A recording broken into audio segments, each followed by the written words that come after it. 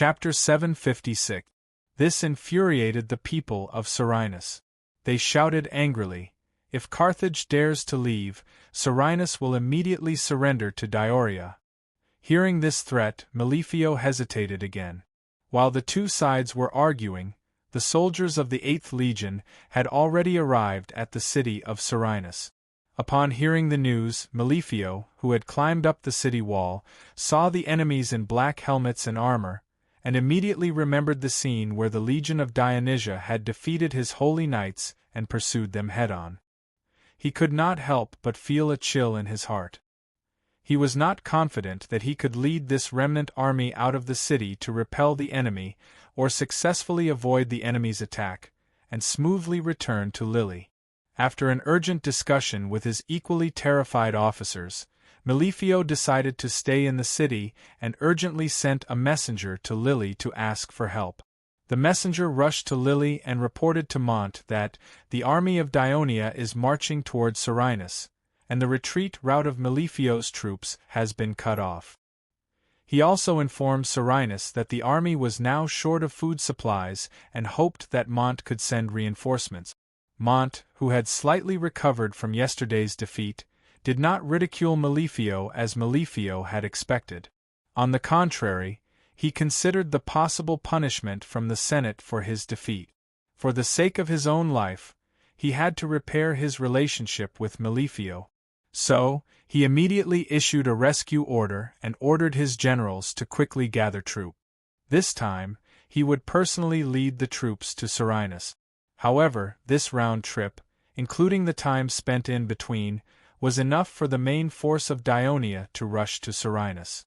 So, when Mont saw the Dionysian army lined up outside the city, he could only bite the bullet and fight. The bugle sounded. The two sides did not fight for long, and the Namibian soldiers with low morale were quickly defeated. Although the battle this time in a vast area allowed the Namibian cavalry to display their abilities, it did not affect the overall situation at all. The reinforcements led by Montenegro were routed and fled in panic back to Lily. The Dionysian army also suffered minor losses, so Melifio, who was watching the battle from the top of the city wall, completely gave up on the idea of a pincer attack. On the other hand, Leotychides didn't order his soldiers to chase after Mont Adeno's defeated army. Instead, he ordered his army to build a camp outside of Selinus, as though he wanted to completely surround this city that once caused the war between Carthage and Syracuse for more than 10 years. In the meantime, Monteardino, who had fled to Lilith, did not give up his efforts. He sent messengers to Palermos, ordering Hasdrubal to lead the Iberian army to the rescue of Selinus. Hasdrubal did not listen to Mont Adeno's orders in the first place. Now that he heard that the main force of Carthage was defeated by the Dionia even though they had the advantage in terms of military strength, he ignored Mont Adeno even more. Poor Melifio watched as the Dionia camp outside the city expanded and became stronger day by day. He even heard that the spies reported that the Dionia were building super siege towers in the camp. Naturally, his mood became more and more anxious day by day. The only fortunate thing was that Dionia's blockade of the sea was not too strict. The fast ships sent by Selinus evaded the enemy's interception many times and went to Carthage to ask for help. A few days later, the Senate of Carthage finally stopped arguing and reached a resolution. Mont Adeno was removed from his position as the commander of the Carthage army and was escorted back to Carthage for trial. Governor Margot of Iberia was appointed as the new commander of the army. During his absence, Senator Pamilca temporarily took over his duties and urgently dealt with the affairs of the Sicilian army. Pamilca did not belong to Margot's faction, nor was he close to Hanno. Instead, he belonged to the neutral faction of the Senate. However, unlike Asiaruba, he had a good relationship with the other two factions. Perhaps for this reason, his election as acting commander was also recognized by most senators. After receiving the appointment, Pamilca immediately took a boat to Lily and announced the Senate's decision to Mont Adeno. Mont Adeno, who had long expected this result, did not resist and was taken away by the guards. After all, as the patriarch of a famous family in Carthage, his resistance or even escape would seriously affect the future of his family and the reputation of his family. Pamilka personally escorted Mont Adano to the port. Before boarding the ship, the ashen-faced Mont Adano could not help but remind. Dionia is different from the enemies we have encountered before. Their soldiers fight bravely, their generals are also very cunning, and the combat effectiveness of our Namibian troops is really worrying, so even if we have more troops than them, we must be vigilant in battle. Pamilka thanked him for the reminder. Finally, Mont Adano let out a long sigh. The Senate has been worried for so long, but in the end they still let Margot, the leader of the foreigners, become the commander of the Carthage army. This is not a good thing for Carthage. Pamilka silently watched Mont Adano board the passenger ship, and then he turned and returned to Lily City. The next thing he had to do was to solve the conflict between the Carthage fleet and the Iberian fleet. Since the Iberian fleet was built by the Maganid family with their own money, Margot did not want the fleet to be controlled by the Senate. Therefore, as the fleet commander of the Maganid family, Audiobook did not want the fleet to belong to the Carthage fleet and accept the command of the fleet commander, Anubis. In the name of the acting commander, Pamilka invited Anubis and Audiobook to the residence of the commander of Lily City to discuss matters and solemnly announce the Senate's decision to the two of them. The Iberian fleet accepted the command of Anubis, the commander of the Carthage fleet, as a prerequisite for Margot to take over as the commander of the Carthage army. Audiobook looked at Ambelos, who gave him a friendly smile. Audiobook was not fooled by his smile. When he was in Iberia, he had heard from Margot that Anubis was not friendly to the Maganid faction. Of course, he had once been close to the Maganid family in the Senate. That was why he had become the commander of the Carthage navy when Himmerko led the army to attack Syracuse more than 20 years ago and defeated the main Syracuse fleet led by Leptinus. However, the Carthage army suffered a crushing defeat under the city of Syracuse. In order to survive, Himmerko, who was in a difficult situation, had a secret talk with Dionysius in private. In order to keep it a secret, he did not tell Anubis.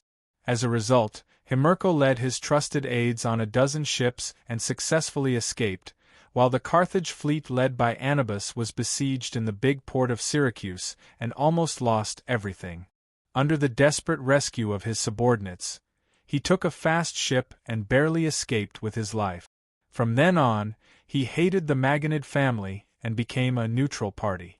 In fact, it was also because of this that the Senate continued to give him the heavy responsibility of commanding the Carthage fleet in order to check and balance Margot, who had already grasped a powerful military force. Although Audiobook knew Margot's desire for the position of commander of the Carthage army, he felt uneasy about letting the Iberian fleet fall under Anubis' command. However, the recent defeat in the naval battle had worn down a lot of his unyielding spirit. He did not dare to directly object, so he said, "This fleet was built by Lord Margot himself. I can't make the decision and must seek Lord Margot's approval." Pamilka did not insist, but immediately sent a messenger to Iberia to consult Margot's opinion. In the meantime, he also sent a messenger to Hasdrubal, who was stationed in Palamos, hoping that the young and promising general could lead the army south and rescue the besieged Carthage army. Pamilka's humble tone was very much to Hasdrubal's liking, and he almost immediately decided to lead the army to set off. Fortunately, Kisego reminded him, "Defeat the enemy and save the allies. When the time comes, who will get the credit? Perhaps the Senate will think that Pamilka can also command us as commander, so there is no need for Lord Margot." Hasdrubal listened to the opinion and did not respond to Pamilka. He continued to lead the army to stay in Palamos and watch the battle. Pamilka could do nothing about it. But a few days later, Margot's reply came. He agreed to Pamilka's suggestion to let the Iberian fleet listen to the command of Anubis, the commander of the Carthage navy, but requested that Anubis not interfere in the management of the fleet. Thus, the Carthaginian fleet and the Iberian fleet were unified under Anubis' command, causing the total strength of his navy to reach about 540 warships, of which 432 were the main combat force. It could be said that they were very powerful. At the same time, the mission that Pamilca gave Anubis also came. In view of the critical situation in Selinus, Lilybe had to urgently transport food and soldiers, requesting the Carthage fleet to escort the fleet.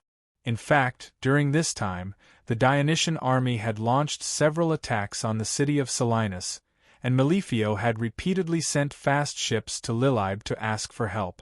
Although the Carthage Senate had already transported the first batch of 4,000 mobilized Carthage citizen soldiers to Lilybe, in view of the current state of the Carthage army, Pamilca did not dare to lead the army to rescue them by land. He set his sights on the sea, where Dionia's military power was relatively weak. Through sea transport, reinforcements were transported to Selinus, strengthening Selinus' defenses, and using it to delay the enemy and exhaust the enemy's spirit, waiting for the arrival of the army led by Margot. But Anubis had refused Pamilca's request many times before. The reason was that the command of the Iberian fleet had not yet been settled, and they could not cooperate on the battlefield, which could easily lead to failure. And the strength of the Carthage fleet alone was not enough to match the Dionia fleet. Although the Carthage fleet had been docked in the military ports of the various city-states at the western end of Sicily, Anubis had been paying attention to the movements of the Dionia Sicilian fleet and had some understanding of the strength of its fleet. Of course, on the other hand, he was also urging Pamilca to solve the problem of the Iberian fleet as soon as possible. Chapter 757. Now that the problem had been solved, and Anubis was still biding his time, Pamilca naturally had to send someone to question him. To this, Anubis's answer was that the Iberian fleet had just been incorporated and needed some time to train, strengthen understanding, and cooperate. A few days later, Arnabas finally arrived at Lilybo city. He told Pamilca, "I've already gathered all the warships in the guild. Tomorrow, they will be escorting your transport fleet to reinforce Selinus. I hope you can make the preparations now." Tomorrow? Pamilca looked out the window at the sky covered by thick clouds and felt a little uneasy. He said hesitantly, "I heard from my subordinates that the experienced sailors at the port judged based on the weather over the past few days that not only will there be continuous rain in the southwestern waters of Sicily for the next 2 days, but the waves will also be very strong. There will be a certain degree of risk for ships sailing at sea." Anubis replied with a calm expression, "It's precisely because of the risk that the Dionysian fleet is likely to hide in the port and not dare to go out to sea. That's why our fleet can smoothly enter Serenus port." "But what if the Dionysian fleet moves out?" Pamilca asked cautiously. "That's the great opportunity I've been waiting for to defeat the Dionysian fleet." Anubis's eyes shone brightly as he said confidently, "Whoever is more accustomed to the sea conditions here, whose ship-handling skills are better, who is more familiar with this area of the sea, will win this naval battle. And the warships controlled by our Carthage sailors will undoubtedly have the upper hand." The next morning, the Carthage subfleets that received orders set off from their respective ports and hurried to the sea near Lilybo port to assemble. In the port, hundreds of laborers and slaves were carrying food to the cargo ships docked at the port, and teams of soldiers were also boarding passenger ships in an orderly manner. Countless ships crowded in the port, and countless laborers were busy.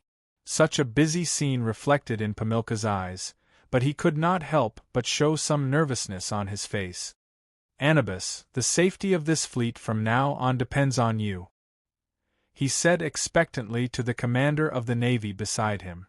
Anubis said calmly, "Don't worry. As long as we work together, even if the Dionysian fleet appears, we have the confidence to send them to the sea to feed the fish. Don't you think so, Audiobook?" "Yes, General Anubis.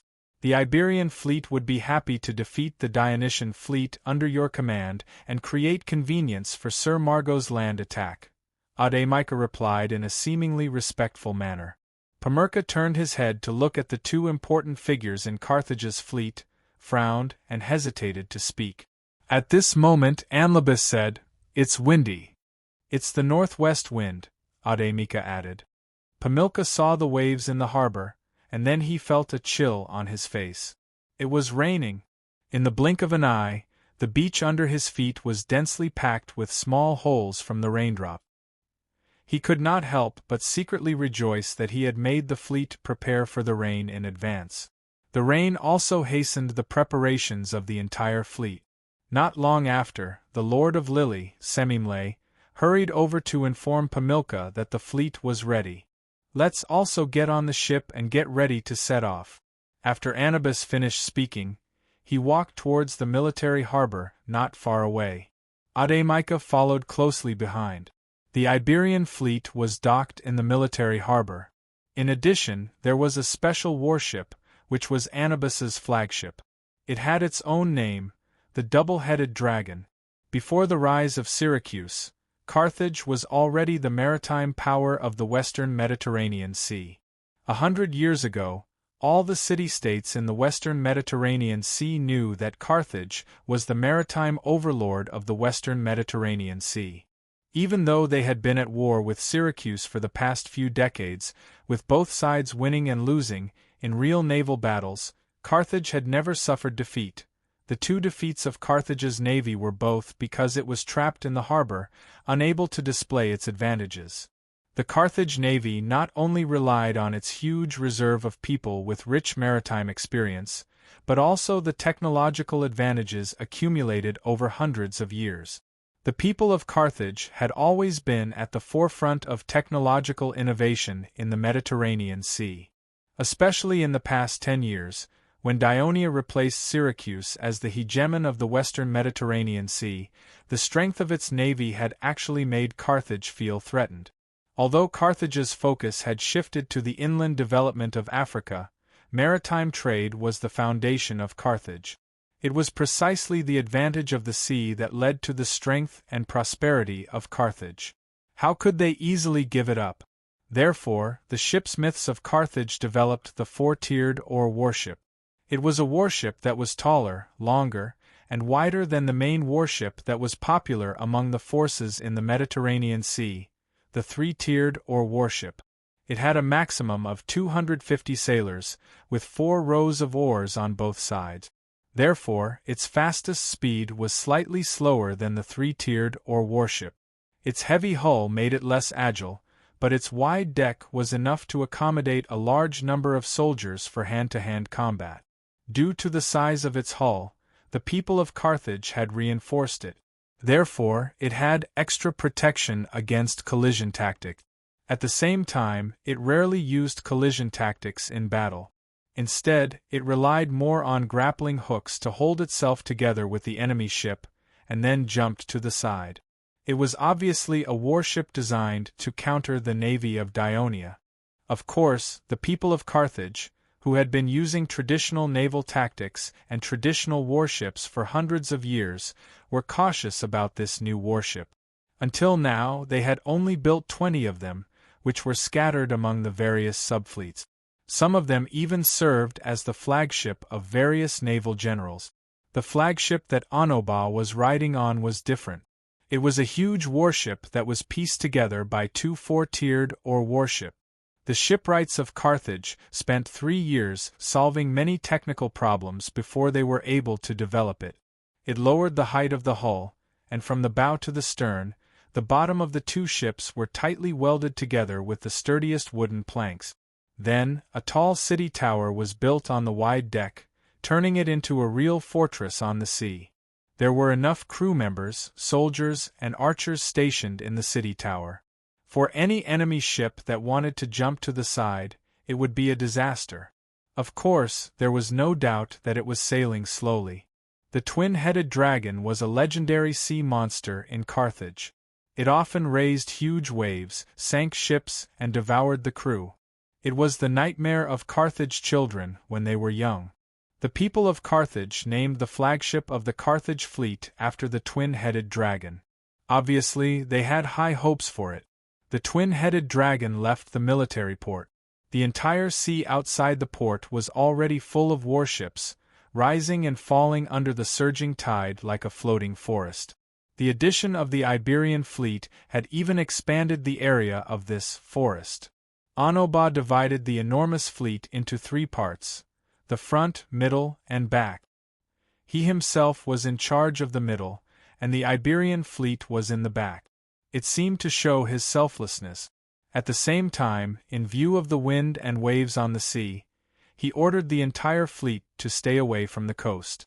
The warships were to widen the distance between each other and lower the sails. However, they had to maintain a high degree of concentration to prevent themselves from falling behind. When the dozen or so bugles on the twin-headed dragon sounded, this enormous fleet that was 10 kilometers wide and 10 kilometers long began to advance along the coast toward Serenus. They wanted to open up a safe sea passage for the fleet behind them. Speaking of which, it was strange. When the fleet began to advance, the wind and waves gradually weakened, and the rain also stopped. The crew members all thought that the sea god was protecting them, and they were all very excited. The distance between Lily and Serenus was more than 90 kilometers on land, and it was a little longer by sea. Also, because of the wind and waves, the Carthage fleet only reached the sea near Serenus at noon. Onoba ordered the fleet to line up on the sea east of Serenus and maintain vigilance. After giving the order, he sat in the spacious and comfortable city tower, eating a steaming hot lunch while talking to his subordinate. There was no tense atmosphere of a war that could break out at any time, and he could not feel the slightly cold sea breeze outside. Actually, Onoba was a little conflicted.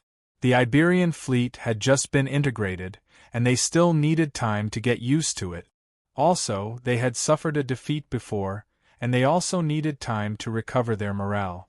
But at the same time, as a proud admiral of the Carthage navy, he also wanted to personally test the strength of the Ionia navy that had maintained a strong position in the western Mediterranean all these years.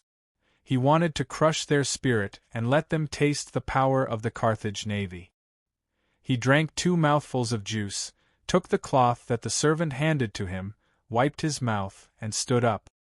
He was already more than 50 years old, and his digestive ability had deteriorated. Normally, he did not eat much, but today, he had unknowingly eaten too much. His stomach was bloated, and he felt a little uncomfortable. He paced back and forth to help with digestion.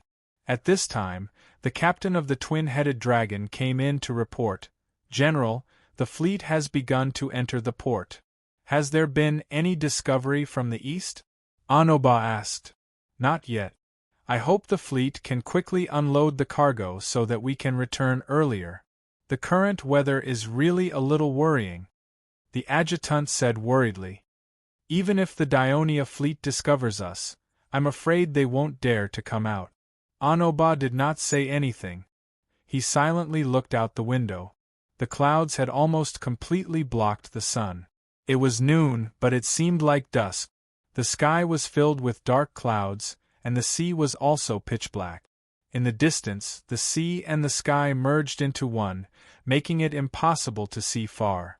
Although the rain had stopped and the wind had stopped, the air was filled with thick water vapor. Finally, Onoba spoke. "Go and urge the fleet to speed up." On the mast of the 4-tier battleship at the forefront of the Carthage fleet, the lookout hugged the wooden post tightly with both hands and looked forward with difficulty. The dark clouds hanging over his head made him a little frightened. He complained to the captain in his heart. "How can the Dionysian fleet go out to sea in such bad weather?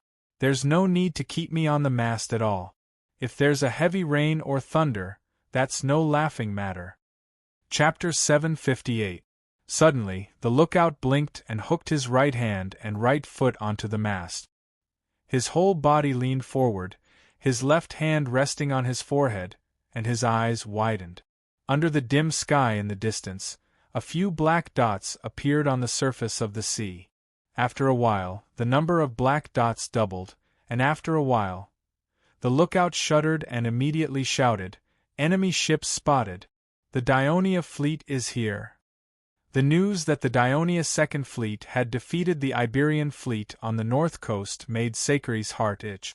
Although as the commander of the Sicilian fleet, he also contributed to the victory of this naval battle, he disdained to snatch Flarios's credit. However, the Carthage fleet had never appeared on the south coast, making it impossible for him to fight a decisive battle. At this time, because the land forces were about to attack Selinus, he saw an opportunity. So, after discussing with Leotychides, he formulated a plan. By besieging Selinus, they would lure the Carthage fleet to rescue them from the sea, thus achieving the goal of a decisive battle. In order to ensure the victory of the final battle, Sicerion had even transferred the Second Fleet that was stationed in Messina over. This resulted in Dionia's fleet in Sicily having 600 warships and 485 three-oared warships.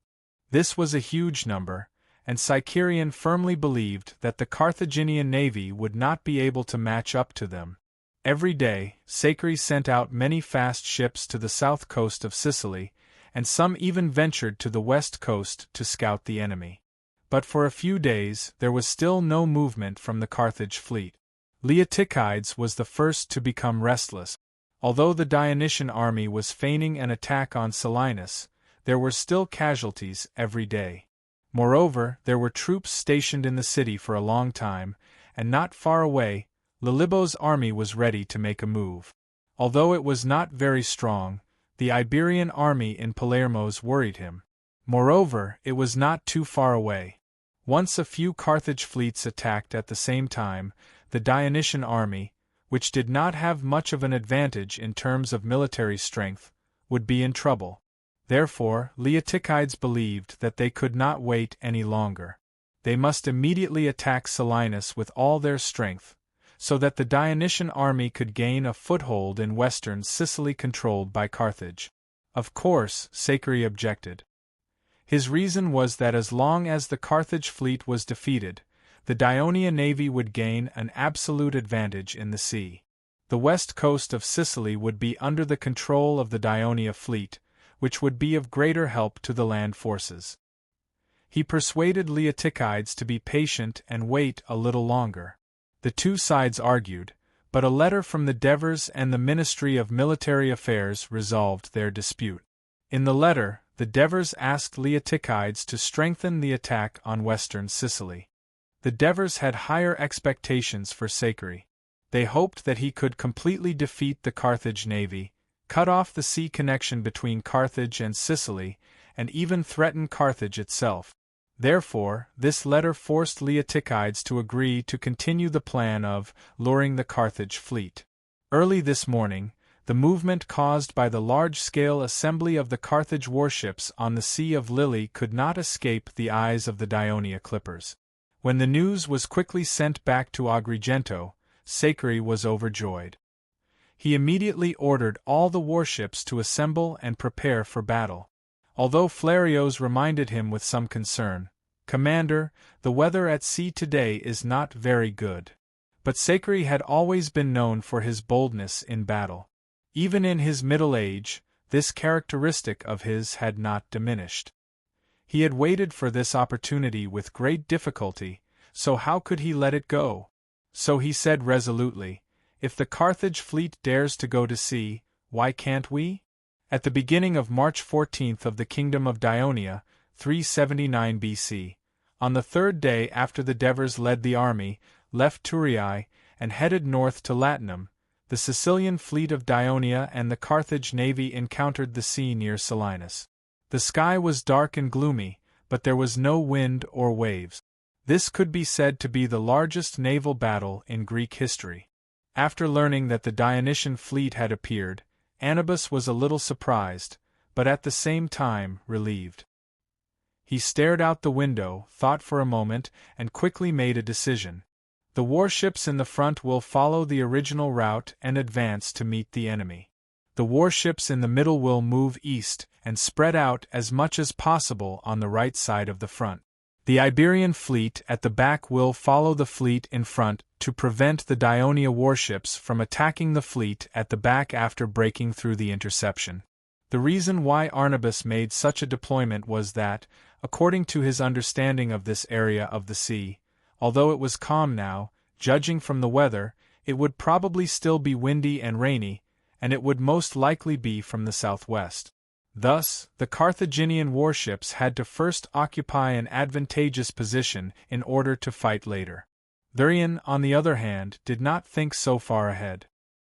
He deployed the main force of the First Fleet close to the coast, and sent the Third Fleet led by Flarios to face Carthage's constantly extending flank. His idea was to use all his strength to destroy the enemy in the front, and put on a posture of attacking the fleet in the rear to rescue Selinus, forcing Carthage's spread-out formation to have no choice but to pull back to rescue. This would not only exhaust the enemy's strength, but also cause chaos in Carthage's fleet. Flute, flute, flute, flute. The speed at which the sailors pushed the wooden oars increased with the sound of the double-barreled flutes. The Raven warship at the forefront of Dionia's fleet was advancing rapidly. The seawater split by the bow of the warship flew again and again onto the suspension bridge erected next to the foremast, splashing water everywhere.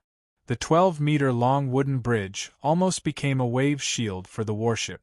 Stephacas was still a sailor in the Dionia navy during the southern Italian war. He was proud of having experienced all the battles in which this newly built fleet defeated the powerful Syracuse navy.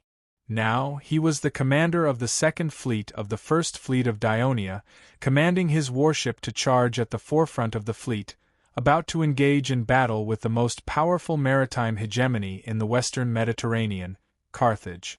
But he was far less excited than the sailors. Instead, he calmly watched the oncoming Carthage warship.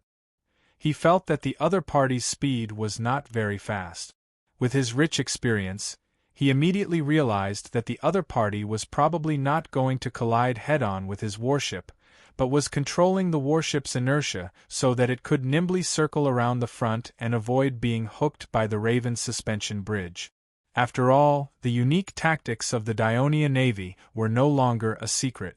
Moreover, Carthage's fleet had been defeated in the naval battle, so they were probably prepared. Prepare to intercept. Stephacas decisively shouted the order. The operator of the suspension bridge at the bow, the boatswain at the cabin, and the helmsman at the stern immediately repeated the order. The crew maintained a high degree of tension and concentration. The two warships were rapidly approaching each other. Stephacas looked ahead, judging the best time to act. Suddenly, he shouted, "Intercept to the left!" The helmsman moved the rudder, and the sailor on the left reduced the force of the oar, while the sailor on the right increased the force of the oar. The warship quickly moved diagonally to the left. This was a very dangerous tactical maneuver. Actively exposing the waist of the warship to the enemy's ram was undoubtedly a big taboo in today's naval battles. Even for the Dionia warship with the Raven suspension bridge, it was quite dangerous because the distance was too close and the enemy ship was advancing at high speed. If the crew was not focused enough and did not cooperate well, it was likely that the warship would be hit by the enemy before the suspension bridge could be lowered. But Stephacas was full of confidence in the skills and tacit cooperation of his crew. This confidence came from the results of rigorous training day after day, year after year. Even so, the suspension bridge operators were still operating with a high degree of tension. Some quickly turned the suspension bridge according to the direction of the enemy ship's attack, while others hurriedly loosened the rope tied to the mast, pulling it tightly as they stared at the charging enemy ship and shouted. Everyone's face was covered in sweat, and the muscles on their arms bulged with tension. Originally, Captain Carthage was ready to deflect the warship to avoid the enemy's attack on the Raven suspension bridge, but the Raven warship suddenly turned horizontally in front of Captain Carthage. He froze for a moment. While he was stunned, the warship had already rushed a few meters forward. He immediately understood and hurriedly gave the order to turn the warship to the right. Carthage's sailors responded quickly, and the rushing warship quickly turned to the right. But it was already a little too late. The Dionia warship happened to be moving in the same direction as their warship, and instead of slowing down, it increased its speed and closed in. The Raven's suspension bridge was immediately lowered, and the 40 fleet infantrymen on the ship immediately rushed out of the cabin, crossed the suspension bridge, and killed their way into the enemy ship. After knowing the combat characteristics of the Dionysian fleet, Anubis was not unprepared. During this period of time, he had asked Carthage and his allies to make a large number of daggers and equip them with the sailors, because only such light and compact weapons would not affect their rowing, and at the same time, give them some ability to defend themselves and fight back. However, on the long and narrow warship, they could not make use of the advantage of numbers. Most of these Carthage civilians who served as sailors had not undergone formal infantry training, and were completely no match for the aggressive infantrymen of the Dionysian fleet. Except for the fact that they did not wear the standard heavy infantry equipment of the Legion of Dionysia, the intensity of the Dionysian fleet's daily training was no less than that of the army. Not only did they need to be proficient in short sword stabs, sword and shield attacks, chessboard formations, javelins and charges, and group cooperation. In addition, they also put more effort into two training, rapid landings and long-distance swimming. Therefore, the infantrymen of the Dionysian fleet could be said to be well trained. The Carthage sailors were equipped with daggers, and although they caused some trouble for the infantrymen, they were quickly defeated by their fierce attacks. Chapter 759. After dozens of sailors had been stabbed, the Carthage warship's crew chose to surrender. But this time, Cycerion was determined to fight to the death with the Carthage fleet. Hence, he issued an order before the battle. The warships were not to waste energy and disperse their forces to capture the enemy ships, but to ensure that they had sufficient manpower to continue fighting until the end of the battle. Hence, the infantrymen of the fleet cut the arms of the captured Carthage sailors one by one so that they could not paddle, and then evacuated the enemy ships. At the same time, many Dionia warships also adopted the tactic of interception, but only a small number of Carthage warships were captured by the Crow suspension bridge. Most of the Carthage warships evaded in time, showing the experience and ability of the Carthage navy. They nimbly avoided the front of the Dionia warship and turned to attack its rear. The Dionia warship responded to this. It also circled around the enemy ship, always keeping its bow facing the enemy ship. As a result, a very strange battle scene appeared. The warships of both sides circled patiently, with the Carthage warship in the outer circle and the Dionia warship in the inner circle. Logically speaking, the Dionia sailors consumed less energy, but the difference could not be seen in a short period of time. Of course, the Dionia warship was in the center and had little room to maneuver. Once another enemy ship joined the fray, it would be difficult for it to escape the fate of being rammed. But in this naval battle, the Dionia warships outnumbered the enemy. Not only did they intercept the enemy one by one, but they also increased the intensity of their attack. That was because Cycerion was not prepared to fight a protracted battle with the Carthage fleet. Although he did not know much about the situation in the sea, the terrible weather made him want to end the battle as soon as possible. And so, the second wave of Dionia's attack came. Fast three-decker or warships rushed into the battle zone like sharp arrows. Ilias, the captain of a fast three-decker or warship. He used to be a commoner in Corinth's Lycaean harbor. His family of 3 generations relied on fishing and buying fish to make a living. However, more than 10 years ago, during the Corinth War, King Agesilaus of Sparta led his troops to raid many ports and towns in Corinth Bay.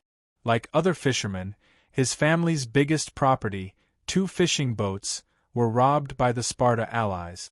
After the end of the war, the impoverished Ilias heard that the kingdom of Dionia across the Adriatic Sea had called for the Greeks to colonize there, and had even given them land. Desperate and almost sold into slavery, Ilias's family, like many other fishermen in Corinth Bay, took the risk and boarded the passenger ships of Dionia that docked at Lycaean harbor to pick up refugees.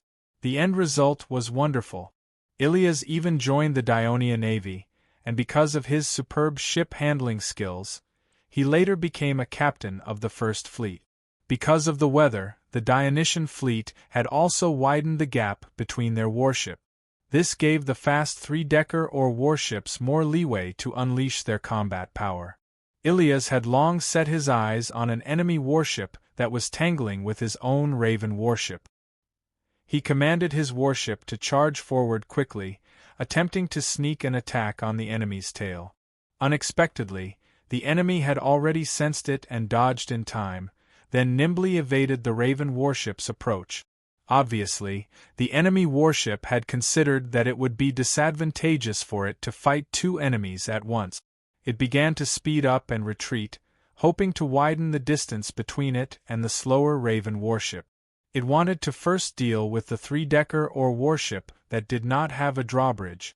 The captain of the Carthage warship obviously believed that as long as it was not the Raven warship, Carthage would definitely win in a normal battle of warship.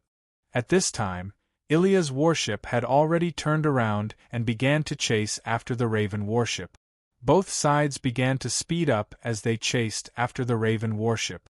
Soon, the Raven warship was left behind. Looking at the enemy warship that was hot on their heels, Captain Carthage shouted, "Turn right and turn around." As soon as he finished speaking, the sailors immediately responded. Captain Carthage's plan was that his sudden turn would catch the fast-moving enemy warship off guard and push it to the front. This would then cause the situation to change. But at this moment, his eyes suddenly widened. The speed of the enemy warship had increased again. It was almost as if it was floating from the surface of the sea, heading straight for him. His decades of experience as a warship sailor told him that the fastest speed of a three-decker or warship would not exceed 13 knots. He had used this as the basis for his strategy. However, the ship behind him had obviously exceeded this speed. Its speed had actually reached 15 knots in an instant. As Carthage's warship had to slow down in order to change direction, he watched in shock as the black bronze ram of the enemy warship slammed into the rear of his warship. With a loud bang, the huge impact caused the tens of meters long Carthage warship to turn half a circle, almost capsizing.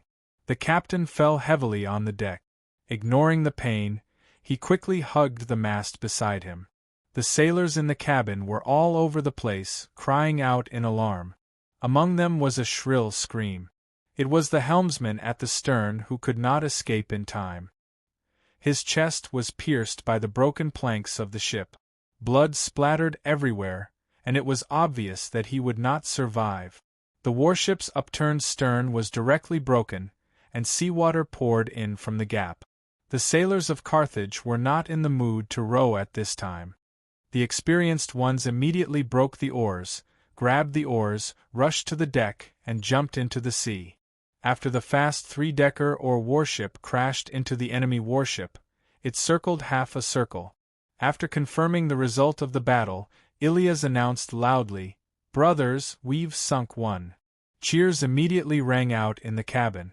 "Captain, there's a big warship in front." At this moment, the lookout on the mast shouted anxiously, "Big." Ilias was stunned at first, but immediately understood. A warship larger than a three-decker or warship could only be the legendary four-decker or warship. Although he had never seen one before, Dionia's Ministry of Military Affairs had always regarded Carthage as their strongest enemy.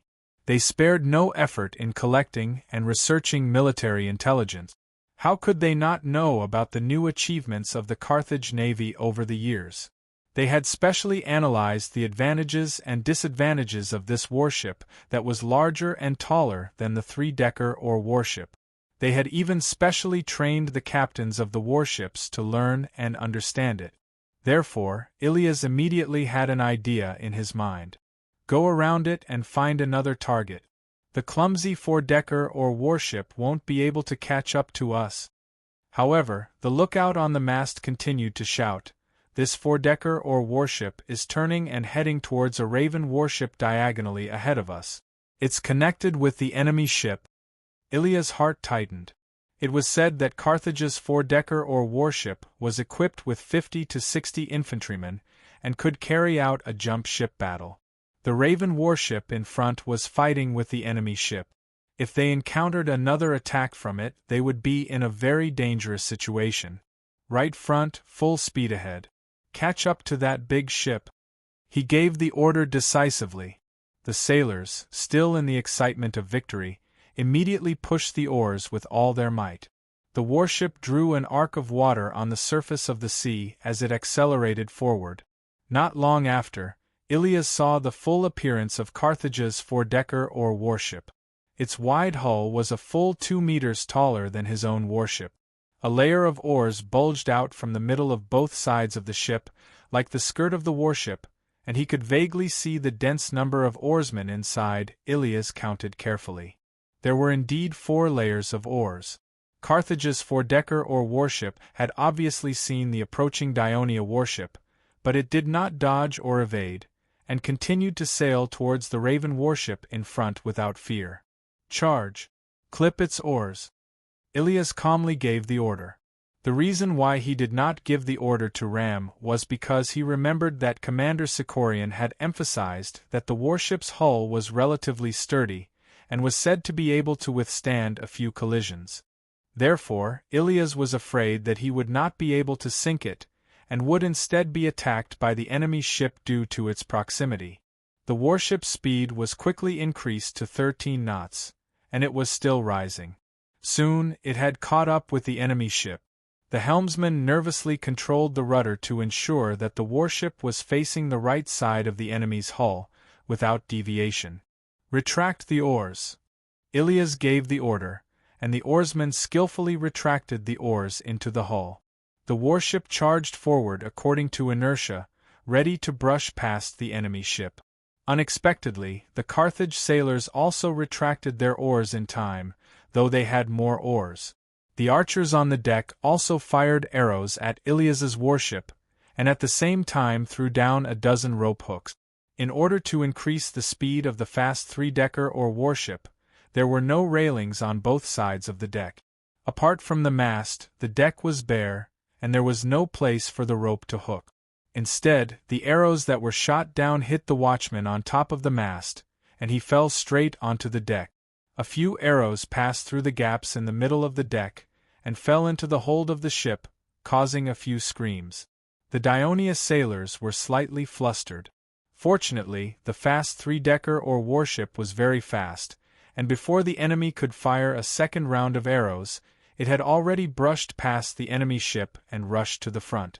Ilias, who had drilled out of the hold, immediately ordered the warship to turn back, assuming a posture to continue attacking. However, Carthage's four-decker or warship ignored its provocation, still maintaining its course, and continued to close in on the Raven warship ahead. The infantry of the Raven warship had already rushed out from the bottom of the enemy ship, and began to accelerate back to their own warship. However, the enemy four-decker or warship was only a dozen meters away from them, and there was no time to dodge. At this moment, another lookout on Ilias's warship, who had just climbed up the mainmast, suddenly shouted excitedly, "Captain, another fast warship!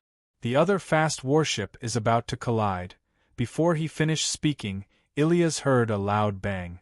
The huge hull of the four-decker or warship in front of him seemed to have sneezed, and with a jolt, its forward speed came to an abrupt halt. The startled cries of the sailors on the ship rang out incessantly. Although the huge hull of the four-decker or warship blocked his line of sight, and he could not see the situation on the other side of the enemy ship, through the lookout, Ilias knew that his comrade had driven the warship to collide with the enemy bravely. Chapter 760. But such a risky method also put them in a dangerous situation, because the enemy ship did not capsize, and order was quickly restored. Ilias could see many infantrymen with long spears surging out from the deck of the enemy ship. The enemy was going to jump ship and fight. Ilias' heart tightened, and the words that the commander of the Sicilian fleet, Sicorian, often said to them during training suddenly surfaced in his mind. The army often says that we, the Navy, only know how to fight alone and don't know what teamwork is. They don't understand it at all. If a warship does not have the captain, helmsman, sailors, lookouts, the close cooperation and skillful control of the warship, can it defeat the enemy? And for a fleet, the Crow warship is a bear. It bravely advances, rampages, and sweeps away all obstacles. The fast three-tiered warship is a wolf, fast and agile, looking for an opportunity to ram the enemy ship fiercely. The fast ships are our horses, passing on all kinds of orders and messages in time. All warships must work closely together to kill the enemy. Only then can we ensure the victory of a naval battle. And in my fleet, I would like to make an even higher request. On the battlefield, all warships must help each other and make up for each other's weaknesses. If anyone sees their own warship in trouble and does not go to help, and I find out later, I, the Sicarian, can guarantee to the captain of this warship that he will not even be able to be a citizen of Dionia. Full speed ahead. Target: the four-tiered hull of the enemy ship ahead on the right. Prepare to ram. Ilias roared, gritting his teeth. Charge speed. The boatswain immediately shouted.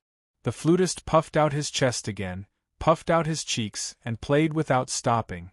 Even though they were a little tired, the sailors' faces showed a mixture of nervousness and excitement. We are going to ram that huge warship and sink it. Once again, they pushed the oars with all their might with their somewhat numb hands. The speed of the warship increased rapidly. Ilias looked at the enemy ship in front of him, rapidly enlarging in his eyes. He shouted, "Ram!" and quickly hugged the mast with both arms. The sailors in the cabin heard the warning, and immediately tightened the oars. They lowered their bodies, their hands tightly gripping the copper rings on both sides of their seat. Amidst the cries of alarm from the enemy on the four-tiered or warship, the warship viciously rammed into the enemy's hull. With a loud bang, the ship shook violently. The Carthage infantrymen who were standing on the deck and preparing to jump to the Dionia battleship on the other side were pushed by a huge force. Many of them fell directly into the sea. The bronze ram of the fast warship broke through the planks of the side of the enemy ship, but it could not further enlarge the gap, because there was still a layer of planks inside. Although it was cracked, it did not break. The seawater could only seep in little by little, but it prevented the fast warship from moving forward. Seeing this, Ilias immediately shouted, "Retreat! Retreat quickly!" He had to break away from the enemy ship while the enemy was still in a panic, and then crash into it. Otherwise, he would be in trouble like his teammate on the other side. However, Carthage's men reacted quickly. Just as the Dionia sailors began to row backwards, the arrows flew down. The distance was too close, and Ilias could not dodge in time. He was hit by 3 arrows in a row, and with a muffled groan, he fell into the cabin and was caught by the boatswain in time. There were also people in the cabin with arrows in their hand. The screams of pain caused the sailors to become a little chaotic. "Don't panic. Row back together. Piper!" The boatswain shouted loudly. Beat, beat, beat. The high-pitched sound of the double-barreled flute sounded, covering the screams of pain and calming the sailors. Just as they began to row, they heard another loud scream from the enemy ship in front of them, followed by another loud bang. The enemy ship shook violently again, and the force transmitted to the Dionia battleship that was connected to it. The sailors swayed left and right, and it was a mess. Ilias woke up from the shaking. It turned out that as the captain of the warship, he was wearing leather armor according to the rules. The 2 arrows in his chest were blocked by the armor, and he only suffered some superficial wounds. However, his arm was pierced by an arrow, and he fainted from the pain. "What happened?" he asked, enduring the pain. "It's the Raven battleship. It hit the head of the enemy ship." The lookout slid down from the mast and reported to him. "Captain, the enemy ship is broken. It's flooded." The lookout at the front mast also ran over and said excitedly. It turned out that both sides of the Carthage's forward battleship had been hit by the fast battleship, and it was clamped in place, unable to move. Immediately after, the Raven battleship slammed into its bow, and the strong reaction force forced the already somewhat cracked hull to come into close contact with Ilias's battleship again. With a muffled creaking sound, the bronze ram pierced into the bottom of the ship. The Carthage sailors fled in panic. "Quick! Quick! Retreat!" Ilias shouted anxiously. As the sailors rowed, a few Carthage soldiers had already jumped onto the deck in panic. After pulling away from the enemy ship, Ilias ordered the sailors to pick up the wooden oars, and with the advantage in numbers, they chased the few Carthage soldiers into the sea. At this moment, Ilias heaved a sigh of relief, and suddenly felt a sharp pain in his arm. The boatswain hurried over and used a dagger to cut off the shaft of the arrow on his left arm. As for the arrowhead, it could only wait until the end of the battle and be dug up by the medical camp on shore. At this moment, the enemy ship in front of them had already tilted to the left, and the crew jumped into the sea like dumplings into a pot. Seeing this, Ilias sighed and said, "This is indeed a good ship, but it's not very suitable for battle." "Captain, look," the boatswain reminded. Ilias turned his head and looked, only to see a fast three-oared battleship coming out from behind the enemy ship, heading straight for him. Ilias quickly saw the number painted on the other side of the ship, as well as the person who was saluting him on the deck. Ilias immediately laughed and said, "I was wondering who would be so bold. So it's him." Ilias endured the pain, raised his right hand, and returned a military salute. At this moment, the Raven battleship also turned around, and its captain stood on the deck, also saluting behind the three Dionia battleships. Half of the Carthage forward battleship had already sunk into the sea, and there were many struggling crew members floating on the surface of the sea. Although the three captains did not shout, excitement rippled in their hearts. They had not discussed it beforehand, but they had worked together to sink this behemoth. This was a great honor. The three ships had only met once, and soon each looked for the next target to attack. The battleships of the First Fleet of Dionia advanced like a hurricane, fiercely attacking the Carthage fleet. The two sides fought fiercely, and the First Fleet had the upper hand. In just over 10 minutes, they broke through the front row of the Carthage fleet, forcing the Iberian fleet to join the battle. But this fleet, which had previously lost the battle, was even more unbearable in the face of the attacks of the Dionia battleships. Half an hour later, the frontmost battleships of the First Fleet of Dionia had already rushed out of the Carthage fleet and directly rushed towards the fleet not far behind it. This fleet was fully loaded with food and soldiers. There were a total of 300 ships, so the port of Serenus could not accommodate all of them in a short time, so the fleet had to queue up outside the port. Although the laborers in the port were also speeding up due to the weather, they did not expect the Dionia battleships to rush over so quickly. This immediately frightened the ship owners in the fleet. They panicked and ordered the sailors to immediately sail their ships into the port to avoid the enemy's attack. As a result, the entire fleet was in chaos. All the ships rushed into the port, resulting in congestion outside the port. Some ships even capsized during the collision when Anubis, who was at the rear of the fleet, received the urgent report from the clippers. He was shocked. He had already left enough warships at the front of the fleet and thought that there would be enough time to deal with the Dionysian fleet. He did not expect that in less than an hour they would be completely at a disadvantage. He did not scold the incompetence of the fleet at the front and the Iberian fleet, because on the flank, the fleet in the middle was also feeling the pressure from the attacks of the Dionia battleships, even though the number of warships he led on this side seemed to be slightly more than the other side. Although the second fleet of Dionia was ordered to defend the flank, Phralios still adopted offensive tactics. The gigantic body of the double-headed dragon's flagship forced the Dionian warships to avoid it. Due to its slow speed and clumsy steering, it could not catch up to the enemy ship. Hence, it simply chose not to participate in the battle. Instead, it gradually became a safe zone in the fleet. Anubis stood on the top of the ship and looked down at the battle around him. he suddenly discovered that the Dionia's Crow battleship and an even smaller but faster three-tiered warship cooperated well, causing the Carthage battleship to suffer a lot. Therefore, he did not dare to send warships to rescue the fleet at the port at this time. On the contrary, after a painful choice, he thought that he might as well let the fleet send the Dionysian fleet over. Not only would it reduce the pressure on the battlefield, but it would also be more beneficial for the Carthage fleet's counterattack. As for worrying about the complaints that the owners of the Carthage fleet would have against him, he had to ensure that he won this naval battle first. Otherwise, with the Senate's punishment for his defeat, it would not make much difference. He simply ignored the fleet's request for help. "General, a warship has been hit and sunk over there," the lookout at the top of the mast shouted loudly. Anubis frowned and did not reply. He did not intend to let the flagship sail there. The double-headed dragon had already rescued many sailors.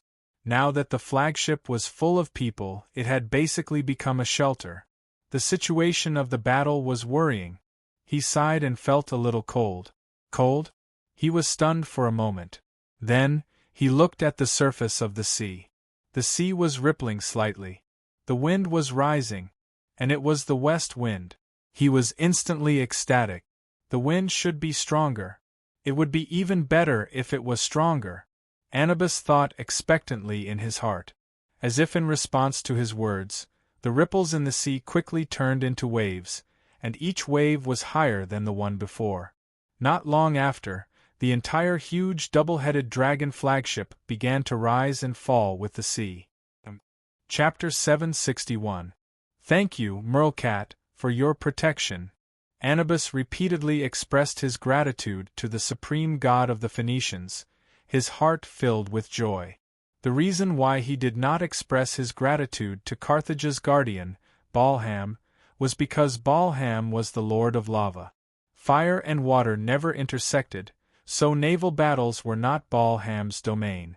Anubis happily believed that Dionia's Crow battleships were light in the bow and heavy in the bottom, so they would easily capsize in strong winds and waves. Those fast three-oared battleships were also smaller and lighter in size, so they were difficult to steer in strong winds and waves. Also, Carthage's battleships were in an advantageous position, so this was a great opportunity for Carthage's fleet to counterattack. Woo! The bugle of the double-headed dragon warship sounded again. The originally high-pitched bugle sounded low and hoarse in the dark sea that was shrouded in clouds. Anubis held the railing with both hands and stood on the high roof of the ship, letting the strong sea breeze blow against his body. He kept looking around at the sea around him as the battleships of both sides moved forward in the wind and waves. He did not know if his subordinates could hear the bugle, but he firmly believed that Carthage's men, who had rich experience in sailing, would seize this favorable opportunity and turn back the tide bit by bit. "General, the wind and waves are getting stronger and stronger. Should we retreat first?" The adjutant held his helmet with one hand, fearing that he would be blown into the sea by the strong wind. He walked to Anubis's side and asked loudly with unease. "Retreat?" Anubis seemed to have heard a joke. He pointed ahead, braved the sea breeze, and said loudly, "Look!" Not far ahead of them, a Raven warship with a drawbridge on its foremast clumsily passed through a wave. Immediately after, another wave came crashing down on it. By the time the wave passed, the Raven warship was already toppled on the surface of the sea. "Ha ha ha!" Anubis laughed heartily. "Did you see that? What a great opportunity this is! Even if we want to retreat, we have to wait until we defeat the people of Dionia." The same advice was given to Dionia's flagship, but Thurian was not as spirited as before. He had expected the weather to be bad, but he did not expect the wind and waves to be so strong, causing great difficulties for the fleet to control the warships. He was no longer in the mood to complain about why Poseidon had accepted their devout prayers and generous offerings before the battle, but helped the aliens when the fleet was about to win. At this moment, what gave him the biggest headache was that even if he gave the order to retreat, the entire fleet was scattered so widely that they even penetrated deep into the port of Selinus. In such bad weather, he couldn't just give the order to retreat as he wished. Just as he was deep in thought, boom, boom, boom. The continuous rumbling in the sky was like thousands of drums being beaten above the clouds, causing everyone to be startled. Then, bolts of silver-white lightning flashed above the sea, traversing between heaven and earth. The dark clouds grew darker and lower, pressing down on the sea. The waves became more and more active, rising higher and higher, like the huge mouth of a beast, about to devour the lightning. The heavy downpour, accompanied by strong winds, plunged the world into darkness. Neither Carthage's men nor Dionia's men were in the mood to row the ships and fight at this moment. They did not even dare to look out at the sea, because the sea had become a boundless abyss. The endless darkness seemed to be able to devour people's souls. The only thing the crew could do, including the generals, could do was huddle in the cabin and pray to the sea god with trembling voices for their safety. Crack! With a loud bang, a bolt of lightning appeared in front of the double-headed dragon ship. Sitting in the watchtower, Arnabas happened to glance out. His originally pale face instantly turned even paler. With the help of the silver light from the lightning, he saw a huge wall rising from the sea not far away. It was more than 10 meters tall, and it came crashing down on them with the force of a mountain. Arnabas was scared out of his wits. His previous calm and confident image of a commander full of confidence in Carthage's sailing skills had disappeared without a trace. He only muttered with a dull face, "How is this possible? How is this possible? It's not winter now. How can there be a storm in the sea southwest of Sicily?" The unpredictable changes of nature were not something humans could predict. In the face of the mighty power of heaven and earth, even the largest warship seemed extremely insignificant. Under the strong wind and huge waves, these ships were either smashed by the huge waves and sank to the bottom of the sea, or thrown into the air and smashed to pieces. The storm lasted until dusk, and finally subsided. The heavy rain disappeared without a trace, and the strong wind turned into a gentle breeze. The sky was so clean that not a single cloud could be seen. It was dyed golden red by the setting sun. The sea showed its gentle and beautiful side.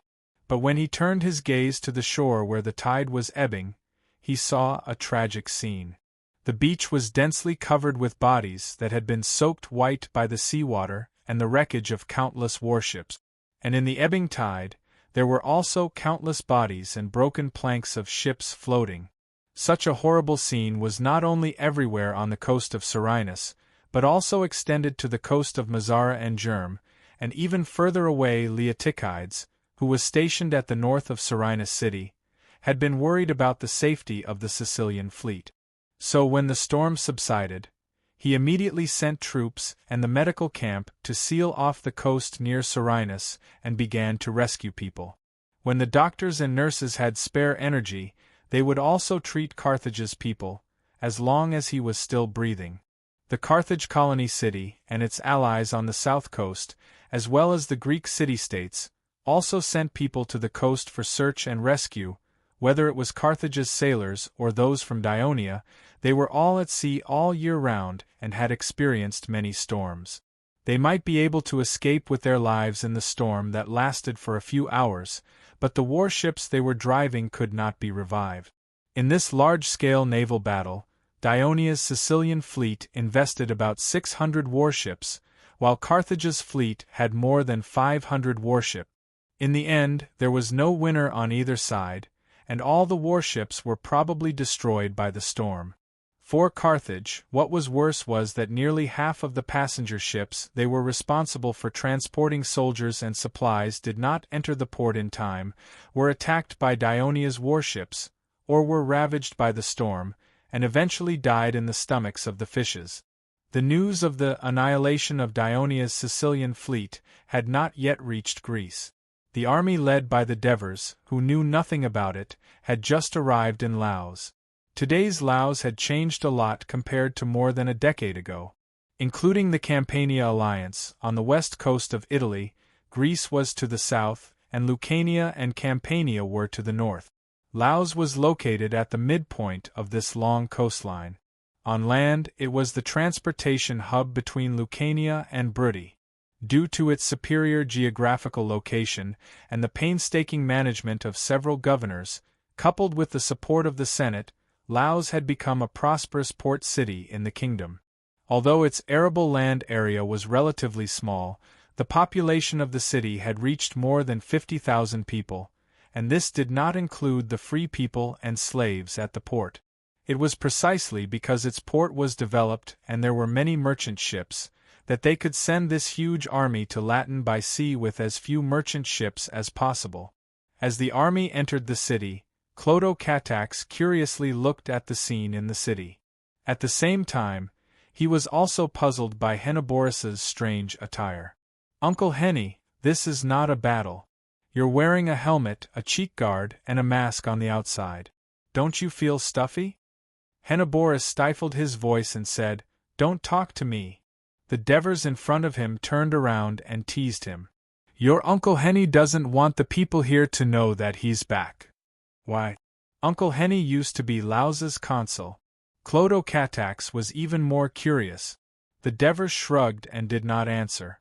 In fact, ever since Henneborus became the Devers' secretary during the later stages of the Southern Italian War, he had not visited Laos even once. It was a sore point in his heart. As a matter of fact, Arabuma's rebellion and the subsequent riots by the commoners had greatly reduced the population of Laos. More than half of the current Laos residents had moved in later. Among them were descendants of Sybaris, Greeks, Lucarians, Brutty, Campanians. It was truly a city of mixed races. Now, the people of Laos were no longer the poor and powerless citizens of the city 10 years ago. They were citizens of the kingdom who owned land, operated maritime trade, held public office, participated in the elections of the city council, and made their own suggestions. Therefore, they were grateful to the kingdom of Dionia and its king that changed their status completely. When they heard that the king of the Devers was coming to Laos with his army, the citizens had already prepared a spot by the roadside. They were waiting for the king's arrival so that they could be closer to him, see him more clearly, and let him hear their cheers. Amidst the cries of "Long live the king of the Devers! Long live the kingdom of Dionia!" the citizens were excitedly discussing among themselves. "Look, that man in the middle wearing a long feathered helmet and golden armor is His Majesty the Devers. Look at how majestic he is. More than 10 years ago, when His Majesty led his army through Laos to the north to fight against the Simonians, I met him once. His appearance hasn't changed at all after more than 10 years. He's still as young as ever, as expected of a descendant of Hades. Who's the young general beside His Majesty? He looks like he's close to His Majesty. I heard from the Turii merchants at the port that Prince Clodo Catax will be joining the war this time. This young man should be him." Chapter 762. "Oh, no wonder he's so handsome. If I had a daughter, I'd definitely marry him." "Stop dreaming. That's the eldest son of His Majesty the Devers, the future king. You want to be the prince's father-in-law with your status? Prince Clodo Catax's future wife will be the most precious lady in our kingdom, or a foreign princess." However, the young ladies of Laos did not agree. The women of Dionia were different from the women of other Greek cities. They were known for their passion, openness, and boldness in the Greek world. The environment of Laos mixed with other races made the young ladies more unrestrained and passionate. They took the initiative to throw petals at the young prince, and even called his name intimately. It was the first time Clodo Catax had experienced such a scene. He was a little embarrassed and shy, which made the young ladies cheer even more excitedly. "Your Majesty, Prince Clotho is more popular with the people of Laos than you are," Tormid, who followed the army, joked. The Devers laughed and did not respond, which made Clodo Catax even more embarrassed. At this moment, someone from the crowd asked, Who's that ferocious-looking old man beside His Majesty the Devers? A ferocious-looking old man? Tormod's expression darkened. He felt that he was only in his 50s, and he was still very young. Besides, he only had 2 scars on his face. How could he be considered ferocious? Henoboris let out a rare laugh. Someone among the crowd said, "That's Tormod, a staff officer of the kingdom's Ministry of Military Affairs. He's a hero who followed His Majesty on an expedition to Persia." Tormod was certain that the person who said this must be an officer from the early days of the Legion of Dionysia, or even a former comrade of the mercenaries. Otherwise, how would the common people know about him, who was not prominent in the kingdom and rarely appeared in public? As far as he knew, it was recorded in the General Staff Department that some retired officers of the Legion of Dionysia chose to settle down in Laos. He immediately looked at the crowd on the side of the road, but for a moment, he did not see any familiar faces. Instead, he heard someone shouting, "Who is that general beside His Majesty? He is wearing a mask and his face is not clear. He looks so strange." Tormod chuckled. Now it was his turn to watch the show. At this time, someone in the crowd shouted, "Citizens of Laos, do you remember who gave up the privilege of being a lifelong consul and took the initiative to ask for Laos to be incorporated into the kingdom? Only then did we get rid of the oppression and have the life we have today. It's the good Lord Henoboris. Everyone, don't forget, most of the arenas, baths, libraries in Laos were donated by him for free." Another voice shouted.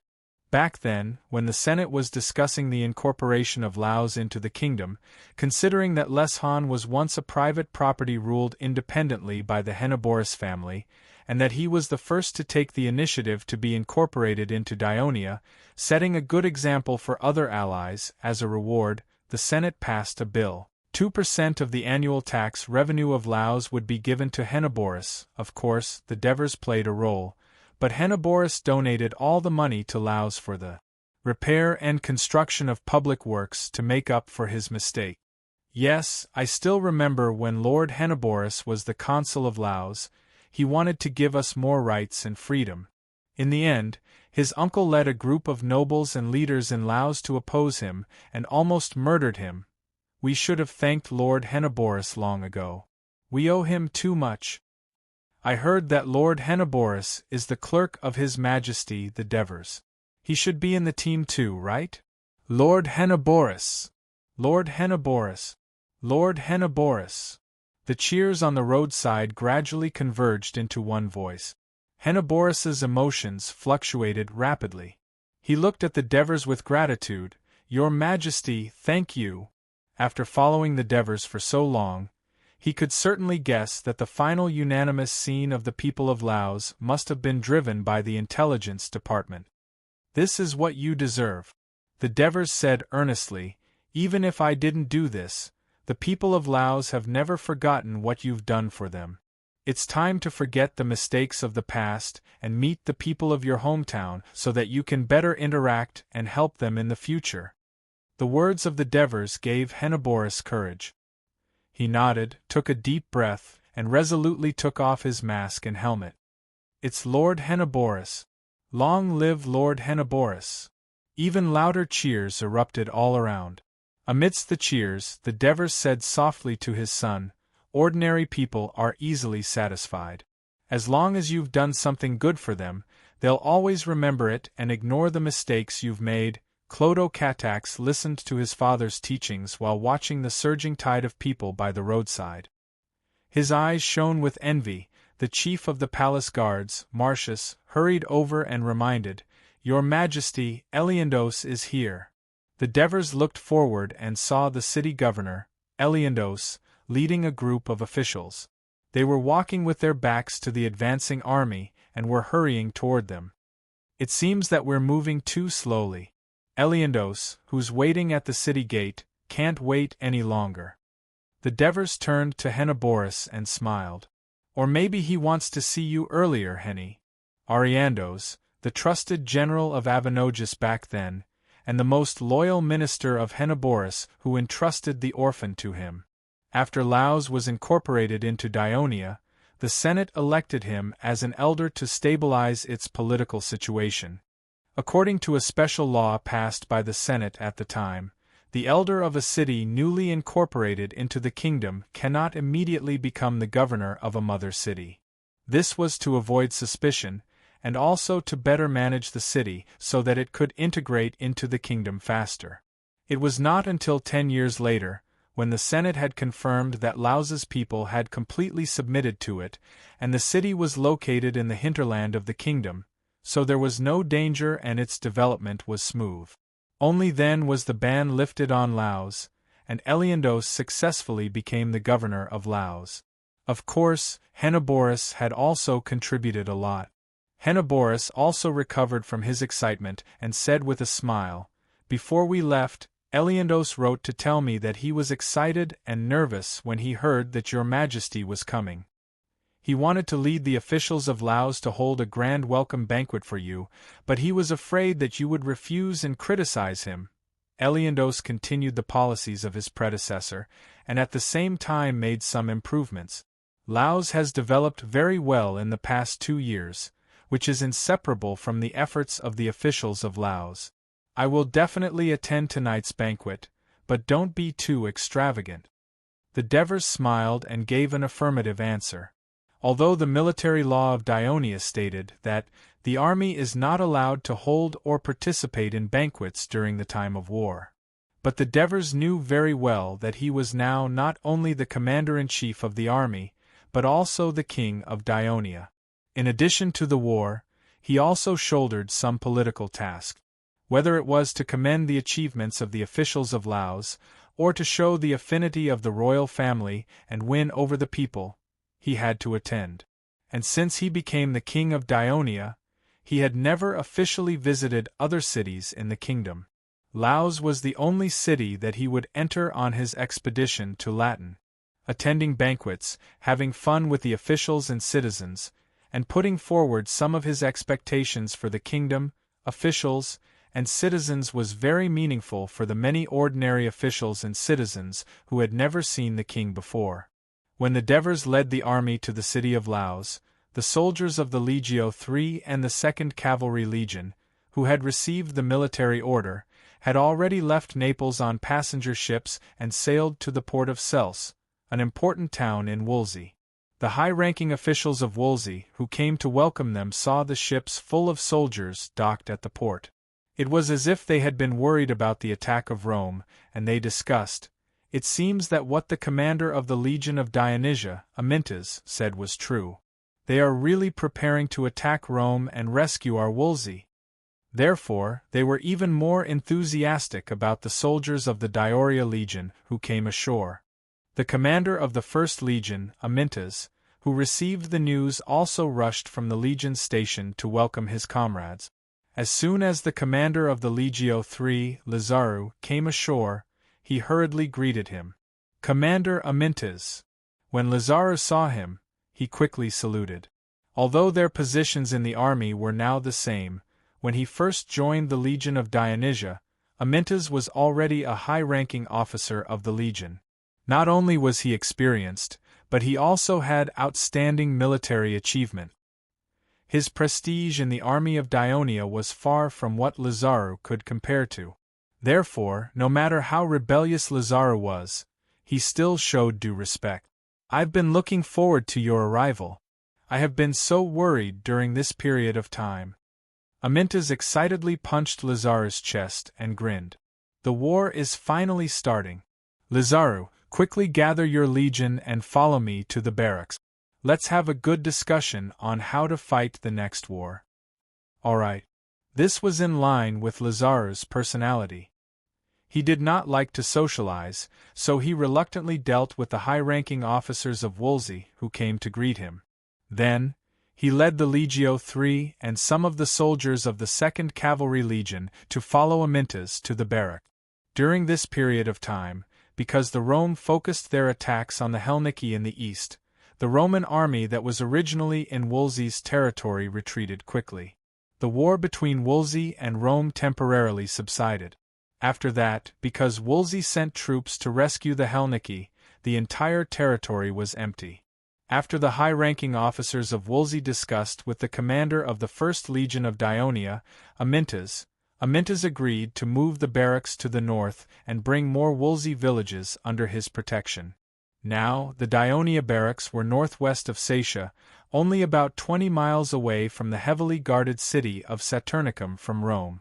Therefore, Amyntas requested Lazaru to lead the Legio III and the 2nd Cavalry Legion to march as fast and stealthily as possible so that they would not be discovered by the Rome. For this reason, he also sent someone to inform the 1st Cavalry Legion in advance to drive away the scouts and spies of the Rome in order to prevent the information from leaking out of the barracks. Chapter 763. In the main tent of the barracks, Lazaru met Printos. He immediately greeted the deputy chief of staff, who had helped him to victory in Campania. "All right, let's talk later. Let's hurry up and discuss how to complete the mission given by His Majesty," Amyntas urged. "What's the current situation in Latin?" Lazaru asked first. This was the basic quality that a senior commander of Dionia should have. Without understanding the surrounding situation and the enemy's situation, there was no way to win a battle. Therefore, Amyntas was not bothered. He pointed at the map and explained seriously, "Since the Romans launched a large-scale attack on the Helnici last month, they have conquered many towns. Now they have completely surrounded the central town of the Helnici, Frentirum, and are stepping up their attack. Their troops have increased from the original 40,000 to 70,000. According to the Volsci, the situation in Frentirum is very critical, and they won't be able to hold on for more than a few days. Once this town falls, not only will the Helnici be finished, but the Volsci will also suffer heavy losses. Because the Volsci had sent a lot of soldiers to rescue Helnici, they are now trapped in Furentirum. So, the Volsci territory is very weak, and they are relying on the 1st Legion to help them hold on." Lazaru stared at the map for a long time before pointing to the north of the Volsci territory. He asked, "Since the Roman army is focusing on attacking the Helnici, the defense here must be very weak. The citizens of the Latin alliance to the west of Rome have all been transferred to attack Helnici.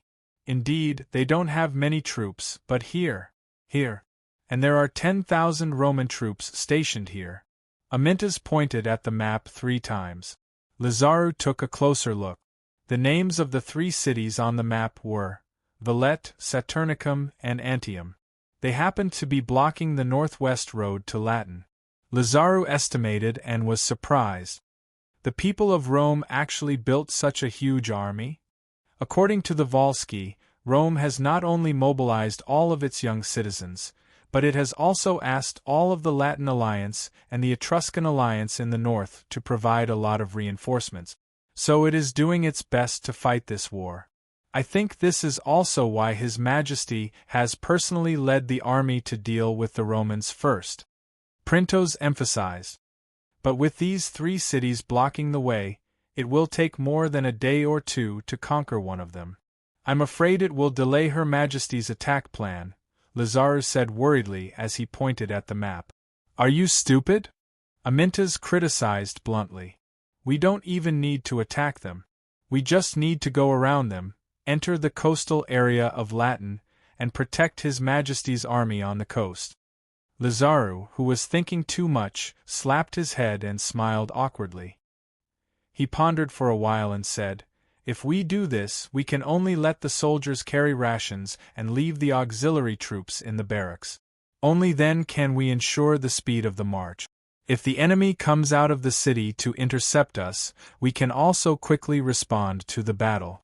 But this way, our barracks, and even the entire Volsci territory, will be completely open to the people of Rome." Printos smiled. "Don't worry too much about this. Once our army has successfully landed, the entire Latin region will be on guard against our attack. They will not have the mood to invade Volsci. Also, we will arrange for other people in the barracks to go to Cels, board the ships, and turn to the newly conquered land." Lazaru no longer had any concerns. He asked loudly, "When are we moving?" when the army led by His Majesty arrives at the Latin region. But before that, we still need to discuss with the higher-ups of Volsky. We need them to provide some help for the attack. The news that the battle at Serenus was disrupted by the storm and almost all the warships on both sides were destroyed spread throughout the western part of Sicily the next morning. Pamilka, the acting commander of the Carthage army, was shocked when he heard the bad news. He quickly sent messengers on fast ships to deliver the news back to Carthage. At the same time, he informed the city-states along the coast to search and rescue carefully on the coast of their territory and to send the survivors to Lizarbe. The camp of Dionia outside Serenus was overcrowded. Not only were the tents full of survivors of the shipwreck, but the passages and open spaces outside the tents were also full of struggling and moaning sailors. Outside the camp, there were countless white corpses or people who were not confirmed dead or unconscious. The doctors and nurses had been treating them for more than 10 hours, and they were still busy. More than 20,000 soldiers of the Legion of Dionysia and their allies were also doing their best to help the medical camp, saving their compatriots and comrades in the navy. In the big tent, Leotychides, who had been busy all night, sat on a wooden chair, listening to the report of his adjutant, Mukru.